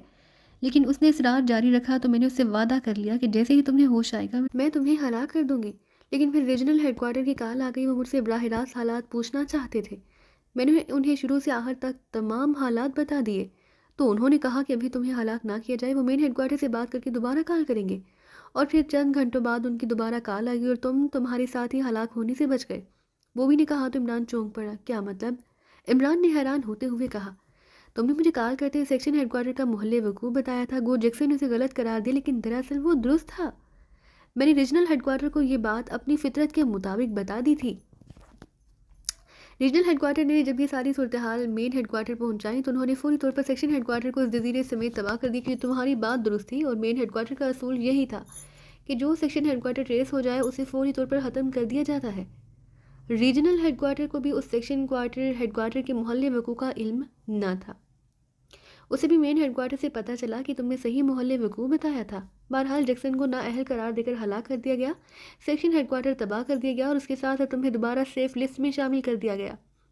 تمہارے ساتھیوں کو ہلاک کرنے یا نہ کرنے کا اختیار مجھے دے دیا گیا. اس کے ساتھ ہی مین ہیڈ کوارٹر نے حکم دے دیا کہ مین ہیڈ کوارٹر کی اجازت کے بغیر آئندہ ریجنل ہیڈ کوارٹر بھی بلیک تھنڈر کا کوئی مشن پاکیزہ میں نہ بھیجے گا اور نہ ہی کسی سیکشن ہیڈ کوارٹر کو اس کا اختیار ہوگا. لیبارٹری کی تباہی کا ذمہ دار بھی جیکسن کو قرار دے دیا گیا کیونکہ اس پاکستانی سائنسدان کا اغوا تمہارے ملک سے فارمولے کی کاپی کا حصول ان سب کی پلاننگ جیکسن نے ہی بنائی تھی. ریجنل ہیڈ کوارٹر کو اس کی اطلاع ضرور تھی لیکن مین ہیڈ کوارٹر کو اس بارے میں اطلاع نہ دی گئی. مین ہیڈ کوارٹر کا خیال تھا کہ اگر جیکسن یا پاکستانی سائنسدان کو اغوا نہ کرتا یا وہاں سے فارمولہ حاصل کرنے کے لیے مشن نہ بھیجتا تو تمہارے ہاتھوں اس قدر قیمتی لیبارٹری تباہ نہ ہوتی. تمہیں جو کہ سیف لسٹ میں شامل کر دیا گیا تھا اس لیے اب میری خواہش کے باوجود بھی تمہیں ہلاک نہ کر سکتی تھی. باقی رہے تمہارے ساتھی تو جب تمہیں میں ہلاک نہیں کر سکتی تو تمہارے ساتھیوں کو ہلاک کر کے مجھے کیا حاصل ہونا تھا؟ چنانچہ میں نے نہ صرف انہیں کچھ نہ کہا بلکہ ان سے دوستی کر لی. بوبی نے تفصیل بتاتے ہوئے کہا. مجھے افسوس ہے بوبی کہ تمہاری خواہش پوری نہ ہو سکی. تم اپنے ہیڈ کوارٹر کی وجہ سے اگر مجبور ہو کر اپنی خواہش پوری نہیں کر پا رہی تو میرے ہیڈ کوارٹر سے بات کراؤ. میں انہیں درخواست کروں گا کہ وہ تمہیں تمہاری خواہش پوری کرنے کا موقع دے دے. عمران نے مسکراتے ہوئے کہا. تم واقعی بےحد گہرے آدمی ہو. تمہارا خیال ہے کہ میں واقعی تمہاری مین ہیڈ کوارٹر سے بات کرا دوں گی. اس طرح تمہیں ہیڈ کوارٹر کا پتہ چل جائے گا. لیکن اصل بات یہی ہے کہ مجھے مین ہیڈ کوارٹر تو ایک طرف سیکشن ہیڈ کوارٹر کے محل وقوع کا بھی علم نہیں. حالانکہ جیکسن میرا دوست ہے. وہ جب بھی کانساٹا آتا کئی روز میرے پاس رہتا. میں یہی سمجھتی رہی کہ یہ ہیڈ کوارٹر والنگٹن یا ناراک میں ہوگا. لیکن اب تم نے بتایا کہ یہ بحر الکاہل کے کسی جزیرے میں ہے. ویسے ایک بات ہے, آخر تم نے کیسے لیبارٹری کو تباہ کر دیا اور کیسے سیکشن ہیڈ کوارٹر کا محل وقوع ٹریس کر لیا تھا؟ بوبی نے کہا تو عمران بے احتیاط ہنس پڑا. تمہارا کیا خیال ہے تمہارے مین ہیڈ کوارٹر نے مجھے کیوں سیف لسٹ میں رکھا ہوا ہے؟ عمران نے مسکراتے ہوئے کہا. اس لیے کہ جب ہیڈ کوارٹر پوری دنیا پر قبضہ کر لے گا تو پھر وہ تمہیں اپنے لیے استعمال کرے گا. بوبی نے جواب دیا. یہ خواب تو آج تک نہ جانے کتنی تنظیمیں دیکھتی چلی آئی ہیں. ایسے خوابوں کی تعبیر کبھی نہیں ملتی. لیکن اصل بات یہ ہے کہ انہیں معلوم ہے کہ اگر انہوں نے مجھے ہلاک کرنے کی کوشش کی تو پھر مین ہیڈ کوارٹر کو بھی ٹریس کیا جا سکتا ہے کیونکہ یہ مین ہیڈ کوارٹر خلا میں تو بہرحال موجود نہ ہوگا, اسی کرۂ ارض پر ہوگا. عمران نے مسکراتے ہوئے جواب دیا تو بوبی کی آنکھیں حیرت سے پھیلتی چلی گئیں. ارے واقعی تم درست کہہ رہے ہو. اس کا مطلب ہے کہ مین ہیڈ کوارٹر تم سے خوفزدہ ہے. بوبی نے کہا. مجھ سے نہیں, میری صلاحیتوں سے. مجھ سے تو تم آج تک خوفزدہ نہیں ہو سکی تو مین ہیڈ کوارٹر کیسے خوفزدہ ہوگا؟ عمران نے مسکراتے ہوئے کہا اور بوبی بے احتیاط کہا مار کر ہنس پڑی. اسی لمحے دروازہ کھلا. جولیا اور اس کے ساتھی اندر داخل ہوئے. جولیا کے چہرے پر یکلا شدید غصے کی تاثرات ابھر آئے. شاید بوبی کا کہا سن کر اس کے چہرے پر یہ تاثرات ابھرے تھے. مبارک ہو مس جولیا, عمران کو ہوش آ گیا ہے. بوبی نے جولیا سے مخاطب ہو کر کہا. اسے زندگی بھر ہوش نہیں آ سکتا. جولیا نے پھنکارتے ہوئے لہجے میں کہا. ارے کیا ہوا؟ کیا مطلب؟ پہلے تو تم اس کی بے ہوشی کی وجہ سے اس قدر پریشان تھی کہ تمہاری حالت دیکھی نہ جا رہی تھی, اور اب جب اسے ہوش آ گیا تو تم الٹی بات کر رہی ہو. بوبی نے حیران ہوتے ہوئے کہا. یہ جولیا انسان کی فطرت تبدیل نہیں ہوتی, اس لیے آپ کا غصہ بیکار ہے. اچانک تنویر نے موقع دیکھ کر بات کرتے ہوئے کہا. میں کیوں غصہ کروں گی؟ میری بلا سے یہ چاہے جس کے ساتھ جی چاہے کہے لگاتا رہے. جولیا نے پھنکارتے ہوئے کہا. کیا مطلب؟ کیا آپ یہ سب کچھ میری وجہ سے کہہ رہی ہیں؟ بوبی نے چونکتے ہوئے کہا. ایسی کوئی بات نہیں مس بوبی. مس جولیا کو اس لیے غصہ آ رہا ہے کہ ہوش میں آنے کے باوجود میں نے ان کی آنے تک آنکھیں کیوں نہیں بند رکھی تاکہ ہوش میں آنے کے بعد ان کا ہی چہرہ دیکھتا رہتا؟ عمران نے مسکراتے ہوئے کہا تو وہ بھی ایک بار پھر کہا مار کر ہنس پڑی۔ ارے تو یہ بات ہے، اس کا اگر گہرا لگاؤ تو واقعی مشرقی روایت ہے، جبکہ مس جولیا تو مشرقی نہیں۔ وہ بھی نے ہنستے ہوئے کہا یہ مغربی ہوتی تو کم از کم دوسرے اسکوپ کا چانس تو بن سکتا تھا، اور چانس بھی گولڈن۔ عمران نے مسکراتے ہوئے کہا تو وہ بھی ایک بار پھر کہا مار کر ہنس پڑی، کیونکہ وہ عمران کے لفظ گولڈن چانس کا مطلب سمجھ گئی تھی۔ اب بنا لو گولڈن چانس، میں نے تمہیں منع تو نہیں کیا؟ جولی نے مصنوعی غصے کا اظہار کرتے ہوئے کہا۔ اس کے چہرے کے تاثرات ایک بار پھر بدل گئے۔ کیسے بنا سکتا ہوں؟ جس طرح بلیک تھنڈر کے ہیڈ کوارٹرز نے مجھے سیف لسٹ میں رکھ کر مس بوبی کی خواہش نہیں پوری ہونے دی، کیا یہ مجھے ہلاک کر سکتی؟ اس طرح تمہاری سیف لسٹ میں نام شامل ہو جانے کی وجہ سے دوسرے اسکوپ کا راستہ بند ہو گیا ہے، عمران نے کہا تو جولیا بے احتیاط ہنس پڑی۔ مجھے تو ریجنل ہیڈ کوارٹر کی وجہ سے مجبور تھی، ورنہ حقیقت یہی ہے کہ تمہیں ہلاک کرنا میری خواہش نہ تھی، وہ بھی نے فوراً وضاحت کرتے ہوئے کہا۔ تم غنیمت سمجھو کہ عمران کو تمہاری سچائی اور صاف دلی پسند آ گئی، ورنہ تم نہ جانے اب تک کتنی بار قبر میں اتر چکی ہوتی، جولیا نے بڑے فخریہ لہجے میں کہا۔ ہاں مجھے احساس ہے عمران صاحب واقعی میری توقع سے کہیں زیادہ بڑھ کر باصلاحیت ہے، بوبی نے ایک بار پھر اسی طرح صاف دلی سے بات کرتے ہوئے کہا۔ ارے اگر تم دونوں نے مل کر میری تعریف شروع کر دی تو بیچاری تنویر کا کیا ہوگا؟ کم از کم ایک خاتون تو ایسی بھی ہونی چاہیے جو تنویر کی بھی تعریف کرے، کیوں تنویر؟ عمران نے مسکراتے ہوئے کہا۔ مجھے کسی تعریف کی ضرورت نہیں، تعریف اس کی جاتی ہے جس میں صلاحیتیں نہیں ہوتی، پڑے تم بستر پر ہو اور خوش ہو رہے ہو اپنی تعریفیں سن کر۔ تنویر نے برا سا منہ بناتے ہوئے کہا اور کمرہ بے احتیاط کہکہوں سے گونج اٹھا۔ جی تو پیارے ساتھیوں، اسی کے ساتھ گولڈن ایجنٹ کا اختتام ہوتا ہے۔ اب ہم آپ کی خدمت میں حاضر ہوں گے بلیک تھنڈر سیریز کے اگلے حصے کے ساتھ، تب تک کے لیے ہمیں دیجیے اجازت اور ہمارے ساتھ اسی طرح جڑے رہیے۔ اللہ حافظ۔